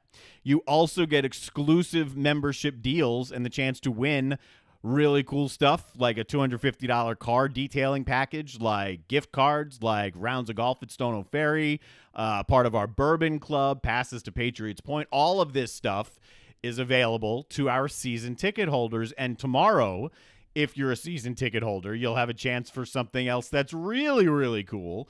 And I guess we'll tell you more about that tomorrow. But if you sign up now, then you're already in. You're already in the running. Coming up more on today's show, we have Scott Glaze coming up. The Masters is in 2 weeks. College Game Day is going to be part of the Masters. We've got 2 tournaments left before the Masters. They're in Bermuda right now. They're in Houston next week, and then the Masters. And we got to talk about Tiger Woods, because last week was supposedly what we all think the last tune-up for Tiger before the Masters, and he was awful. He stunk up the joint.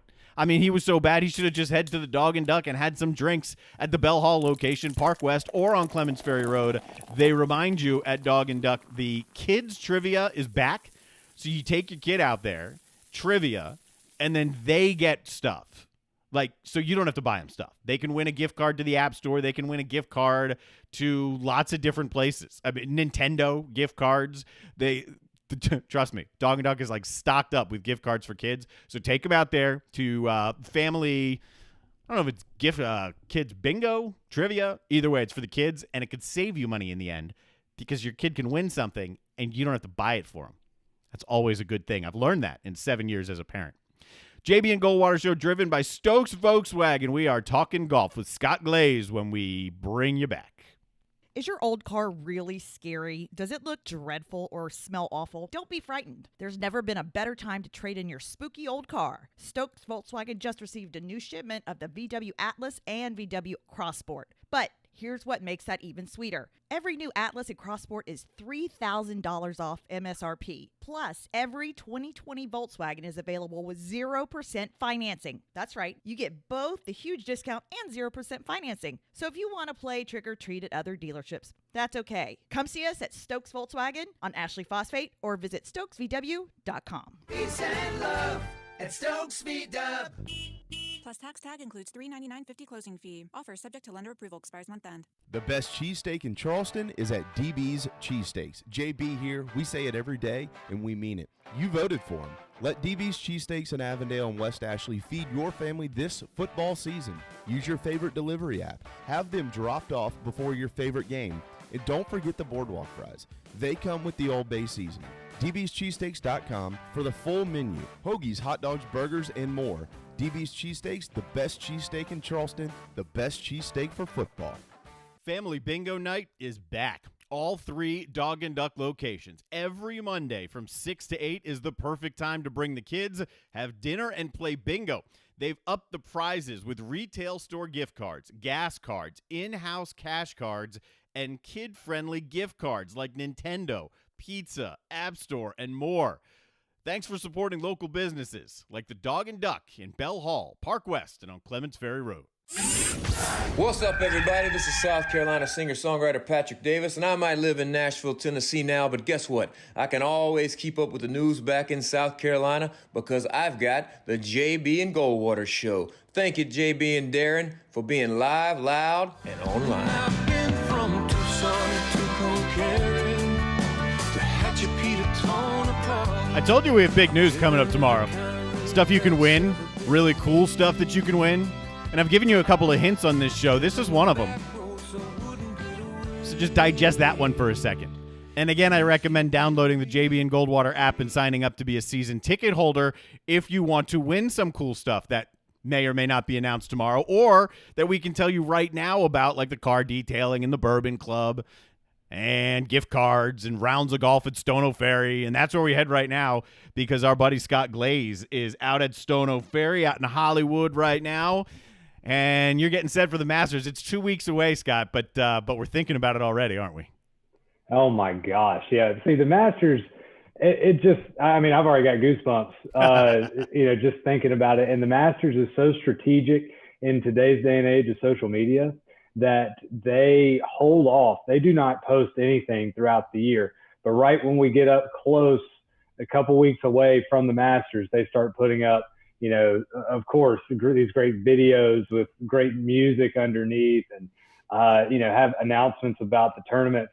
The announcement that came out this week, the College Game Day is going to be live from Augusta National, was one of the coolest things, one of the coolest ideas in a long time to have a mashup like that in the world of sports. So there's just something different about Augusta National. You can't put your finger on it. And now that we've got these 2 kind of down weeks, all credit in the world to everybody who's in Bermuda this week and playing in Houston next week. But since they're kind of down weeks, so to speak, on the PGA Tour, it's just everybody is hyper-focused now on Augusta and just licking their chops because it's going to be here before we know it. What can game day look like? What is it going? Where are they going to put this thing on? It's moving day, right? So they're right. I guess PGA has said they're starting to allow some fans. I'm not sure if the Masters will have any at all, but I mean, where are they going to put these guys from 9 until noon, and then they use the set again throughout the day on one of the biggest days in golf every year? Exactly. So I have no clue. That's a great question. It is moving day. I saw some great tweets earlier this week, with Phil Mickelson, how he's tied in with a lot of gambling stuff. He got hit with some insider trading stuff. It's just kind of a common joke. And I love that there are all these jokes of Phil, picking this team and that team with these odds and that odds on the College Game Day set. But I'm not sure where they're going to set them up. Most of the media during Masters Week is actually around the practice area. So if you tune in to like live from the Masters on the Golf Channel or ESPN's coverage with Scott Van Pelt and Andy North, they are in these kind of studios that are set up to look like cabins and very Augusta-like, but they are by the state-of-the-art practice facility at Augusta National.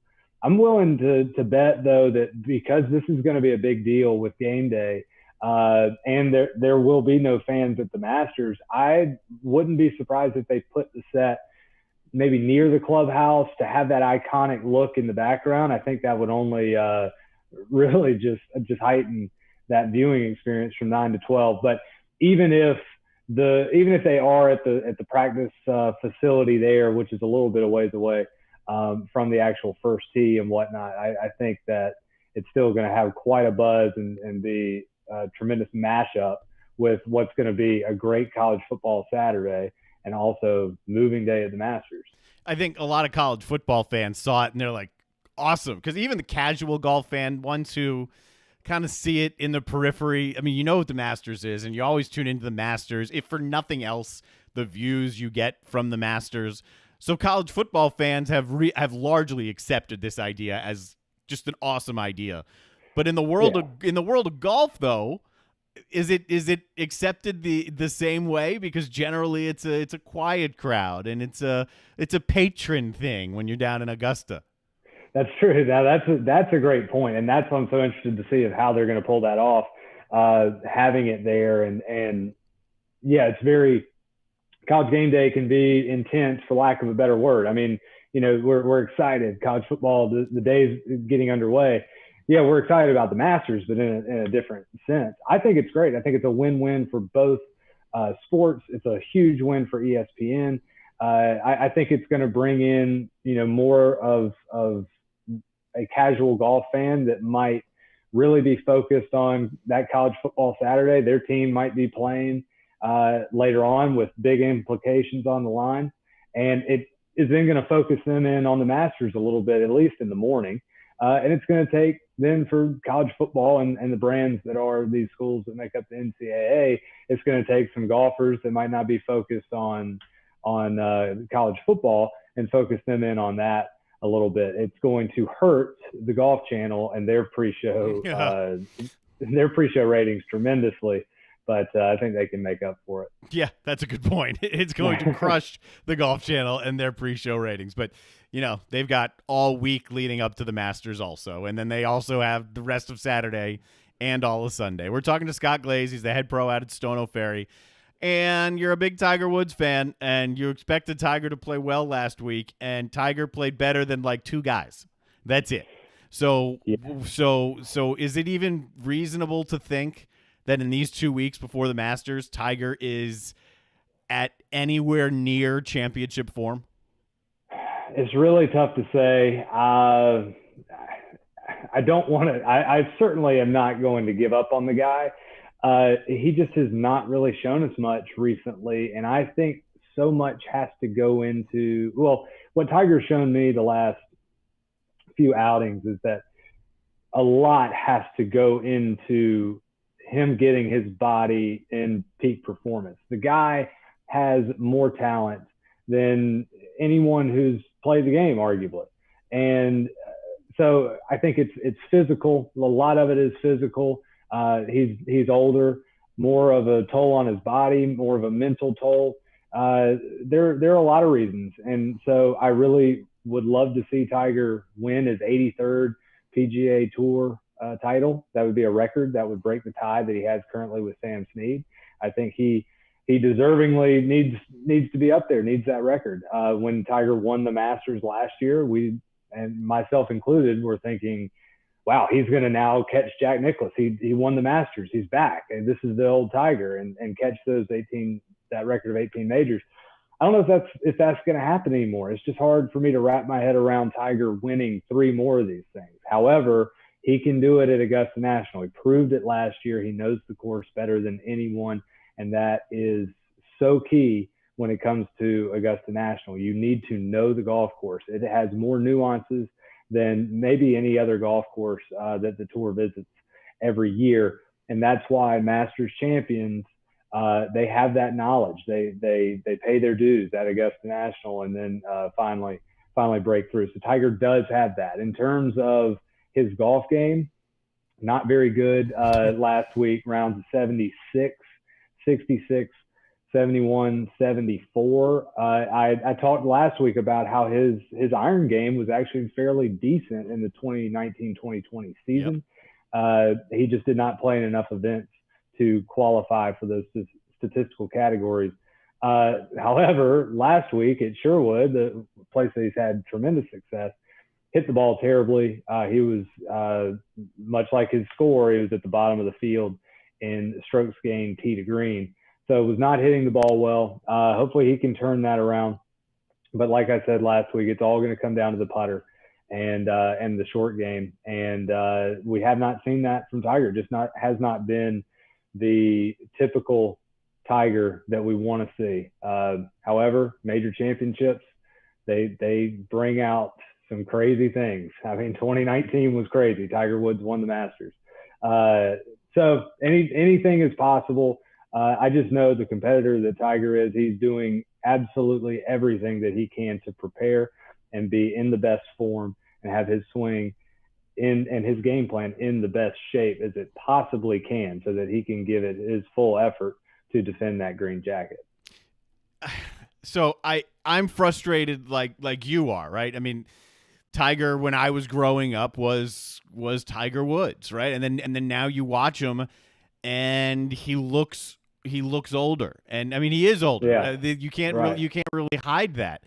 So while he'll have the knowledge of Augusta National, and maybe that'll help him on the greens where he hasn't been good yet to this point. I mean, how can he fix his putting so that the knowledge of the greens and the knowledge of the course actually comes into play? And because if you can know the course all you want, if you can't putt, then you're dead anyway. Right. I actually think the best way a lot of times with putting is to lose all technical thoughts. Putting is an aspect of the golf game that is very creative.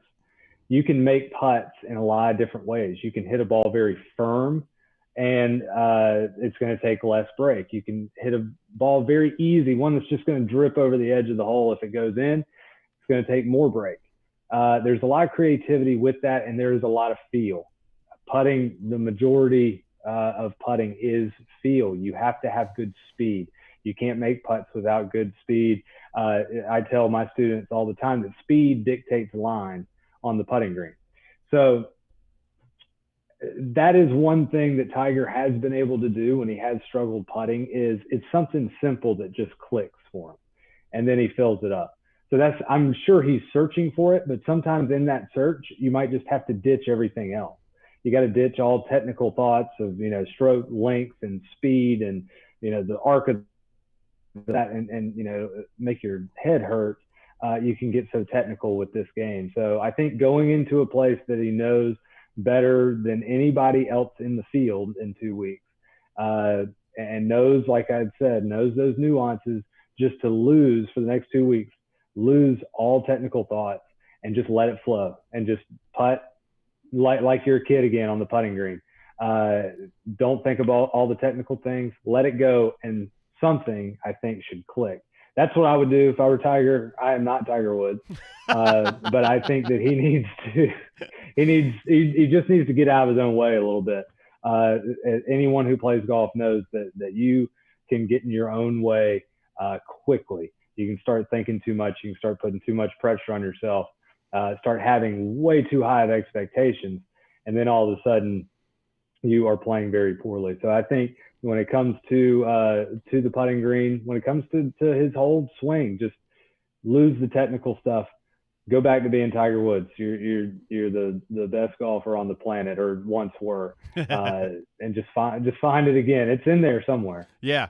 No, I mean, and it's true. But I mean, the game of golf, more than anything, you get stuck in your head and you're done. And it could be one thought. I mean, if you're thinking one thing and you're done, that's it. And that's the way I am. I mean, I just go out there and I try and say to myself, all right, the work is in the past. Let's just grip it and let's see what happens. We'll adjust when we have to adjust, right?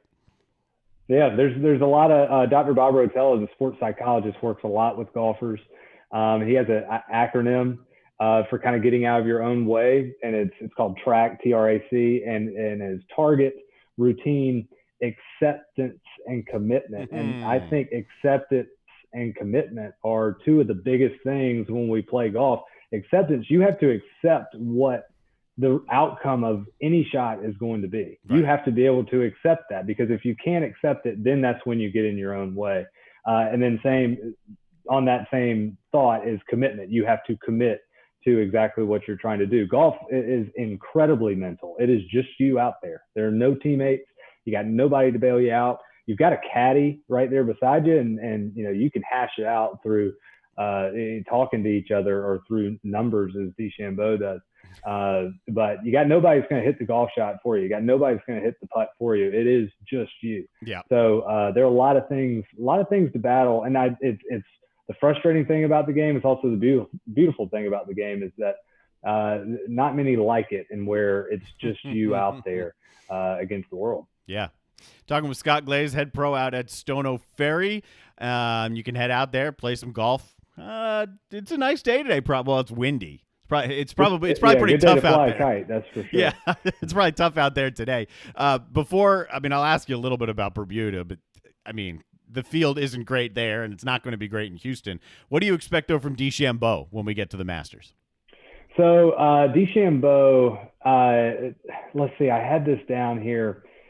So Kyle Porter, writer for CBS, he did some research with using Google Earth and using average drive to max drive that Bryson's had on tour recently.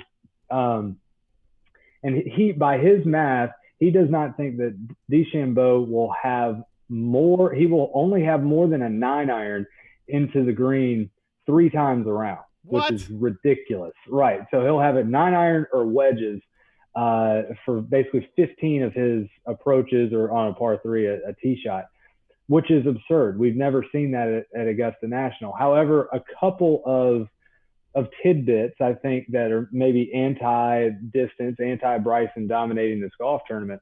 I did read that when Tiger won in '97 and obliterated the field, that his average driving distance that week was in the 320s. It was about 45 yards longer than the average of the rest of the field, which is absurd. However, Bryson DeChambeau's average driving distance for the 2019-2020 PGA Tour season is only about 22 yards longer than the average of the rest of the field. So that distance gap is there. It's just not as tremendous as we saw it the last time that Augusta National was taken to its knees in '97 when Tiger did it. Not saying that it's not possible for Bryson to do that, but I think that stat might help to walk it back a little bit. Also, there are 58 players with 8 rounds or more at Augusta National over the last 3 years. In that group, Bryson DeChambeau ranks last in the strokes gained putting stat of those 58 players that have those rounds. Augusta National does not allow greens reading books. They are their own tournament. They can make that decision. It's not governed by the PGA Tour. It's governed by the Augusta National Golf Club. The greens reading books on tour are basically topography maps of the putting surface that show the break of all these putts and the degree of that slope. So we know how technical Bryson is. My whole rant about technicalities earlier is certainly not what Bryson subscribes to. No. But we know how technical and formulated he is. He does not have access to those books at Augusta National, and I think that speaks to the fact that he has not putted great there And also going back to talking about Tiger and how you have to putt well at Augusta, that's going to be a huge, huge stat. So, I think he's going to overpower the golf course. I think our minds are going to just be numb and not be able to comprehend some of the clubs that he's hitting into these greens and from some of the places that he's hitting them in from. But you do have to be great around the greens. You do have to still hit the ball in the right spot. Right. You can't hit the ball all over the place. And he ranks 205th on the PGA Tour in driving accuracy. So that's something to keep an eye on too. If you're not hitting it straight, you can be hitting it as far as any human possible. If you're not hitting it straight, that doesn't mean that it's going to be a success. Can you create your own green books? I mean, when you see guys going around in practice rounds, even in the actual rounds, they're jotting notes down in those books. Can you carry your own that just isn't produced by the Masters? Right. He certainly is going to be making a million notes in his own yardage book, but he can't take a protractor out there or a level or anything like that. But I mean, he can make as many notes as he wants to in any round leading up to the Masters, any practice round that he plays in a couple weeks.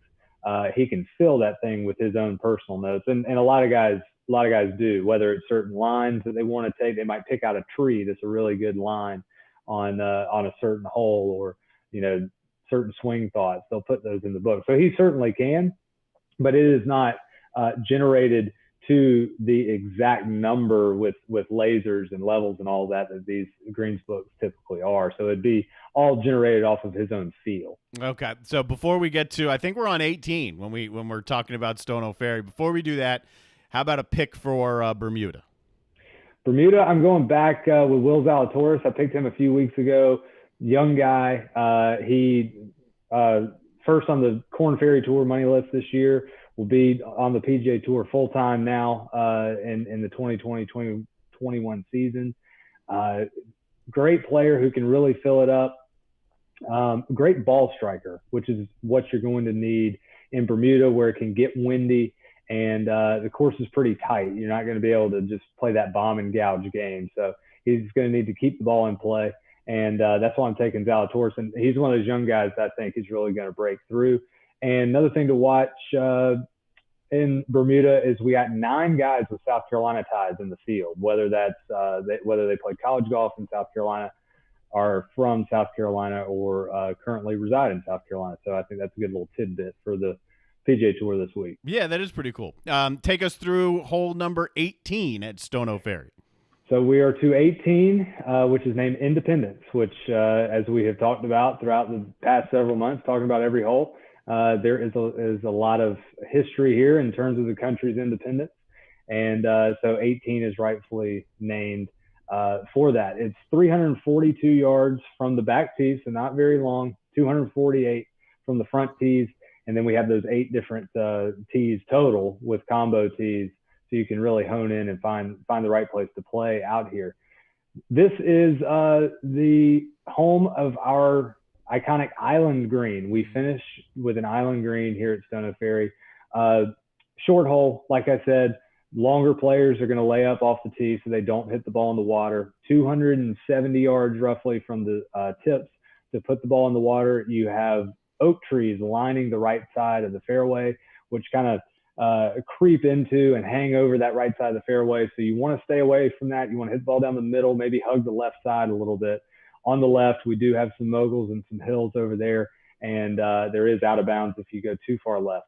Once you're in the fairway, you're going to have a short iron or a wedge into the island green, water protecting the green all the way around. Green's 30 yards deep and 28 yards wide, so it should be a generous enough target for you to be able to hit the green and not rinse the ball there on your last hole. However, I have seen plenty of balls to go swimming on 18. We talked about golf being a real mental game. There's something about an island green when you're sitting up there and you see that little flag stick flapping in the breeze, and you see blue water all around it. It's tough to hit a good shot there. So if you can hit a good shot, like I said, generous green, and not too undulating, and you should be able to have a good opportunity to cap off the round in style. And if not, you're just going to have to come out and see us again and try it again next time. I think it should be a good excuse to come back. But many rounds have been ruined on the 18th hole here at Stono Ferry, but hopefully when you walk off the green, you've got a smile on your face and a great round under your belt, a great experience first and foremost. And, if you did happen to rinse your ball and that's it, you can just go right into the pro shop. And I'm sure you have many different options for another sleeve or more. Oh, for sure. And I have my business cards too, if you need a lesson to figure out why you hit it in the water there. Scott, have you downloaded the all new JB and Goldwater app yet? No, I heard the plug as we started, so I'll be downloading that this afternoon for sure. Yeah, you should, because one of the things you can do if you're part of our season ticket holder membership group, you can win a round of golf to Stono Ferry. Nice. And that's what you need as the head pro there. That's exactly what I need. I can rally my friends and tee it up. But no, we happy to be a part of it, and can't wait to see who wins that round and be able to see how they do out here now that we've gone through all 18 holes. Yeah, man, you're certainly a part of the success of the show and where how we've gotten to this point. So we appreciate it. So just download the app and tell your friends. Yes, that's right. I certainly will. I'll be downloading it this afternoon. Right on, man. Good talking to you. As always, we'll talk to you next week. As always, see you guys next week. Have a great weekend. All right, man. You too.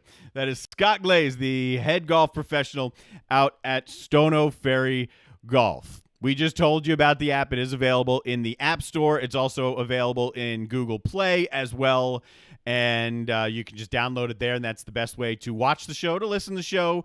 You can find us on Facebook and Twitter through the app. You can even get high school football scores through the app, and, of course, the season ticket membership. Tomorrow on the show, speaking of high school football, we will talk to David Shelton. There are some big games around the Low Country, some games that will decide final playoff spots going on around the country. So we'll talk to David Shelton tomorrow. We will talk to Michael Flint tomorrow, a little bit about the Gamecocks. We are going to talk to Brendan Gulick, a buddy of mine who is also the publisher of Buckeyes Now SI. That is the Ohio State Buckeyes site. Because, look, there's no denying one of the biggest games on the slate this weekend is Ohio State at Penn State. Regardless of the helmet that sits right here and where my fandom sits, that is no doubt one of the biggest games of the weekend with all of the eyeballs on it in State College. That's where game day is going to be. So we'll talk to him about Ohio State, about Justin Fields, and about that game. That's all coming up tomorrow. But we can't leave you today without checking out our Days of the Week calendar. And we're going to do that right now. So what day is it as we check it out? National Cat Day. That's not a day for me. That's not a day for me at all. They're fine and all. I'm allergic to them. I am not a cat guy. My daughter wants a cat maybe more than she wants anything. It's not happening. It's just not happening. I'm not a cat guy. But to all of you who are, happy National Cat Day. It's also National Hermit Day. And that is where I am more of a hermit than I am a cat guy. I'd be much more willing to stay in and not go outside of my little tiny radius. I'm very well known for that. So you can call me a hermit. I'm much more of a National Hermit Day guy than I am a National Cat Day guy. It's National Oatmeal Day. Fine. I remember sitting in oatmeal baths when I had the chicken pox as a kid, because apparently that's supposed to take away the itch. Can't tell you if it did or not because I was a kid, but maybe it did. Maybe that's why I was in it. And World Stroke Day as well. Be sure to recognize the signs of a stroke. That's always very important when you hear all about stroke awareness. Numbness, weakness, confusion, trouble seeing, dizziness, headaches. They use that FAST acronym.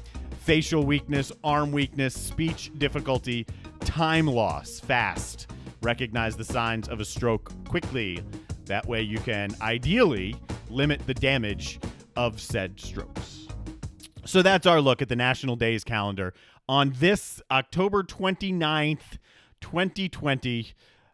Getting closer to Halloween. Whether or not you're going out to celebrate Halloween or not, it is still Halloween, and there are still decorations all over the place. And there are still some decorations that are drawing police out to the house because they're so realistic. We don't have those in the neighborhood. We have one house, that's always really good. I haven't checked it out yet, but I don't believe the police have been called on that house. Busy day today. Thank you for watching. If you haven't, download the app, App Store, Google Play, become a season ticket holder. Lots of cool things available. If you missed parts of today's show, they're going to be exclusive to members coming up in a few hours, plus the ability to win awesome stuff. Download the app, sign up to become a season ticket holder. Our thanks to David Cloniger for being a part of this show, to Corey McCartney for being part of this show, Grace Rayner for being part of this show, and Scott Glaze for being part of the show, and of course for you for watching or listening to the show. Tomorrow we're talking high school football with David Shelton. We're talking Gamecocks with Mike Flint. We are talking Ohio State with Brendan Gulick and special guest picker Patrick Davis. Yeah, I've been teasing. Cool thing tomorrow. It involves PD. We'll talk to you tomorrow on the JB and Goldwater Show, driven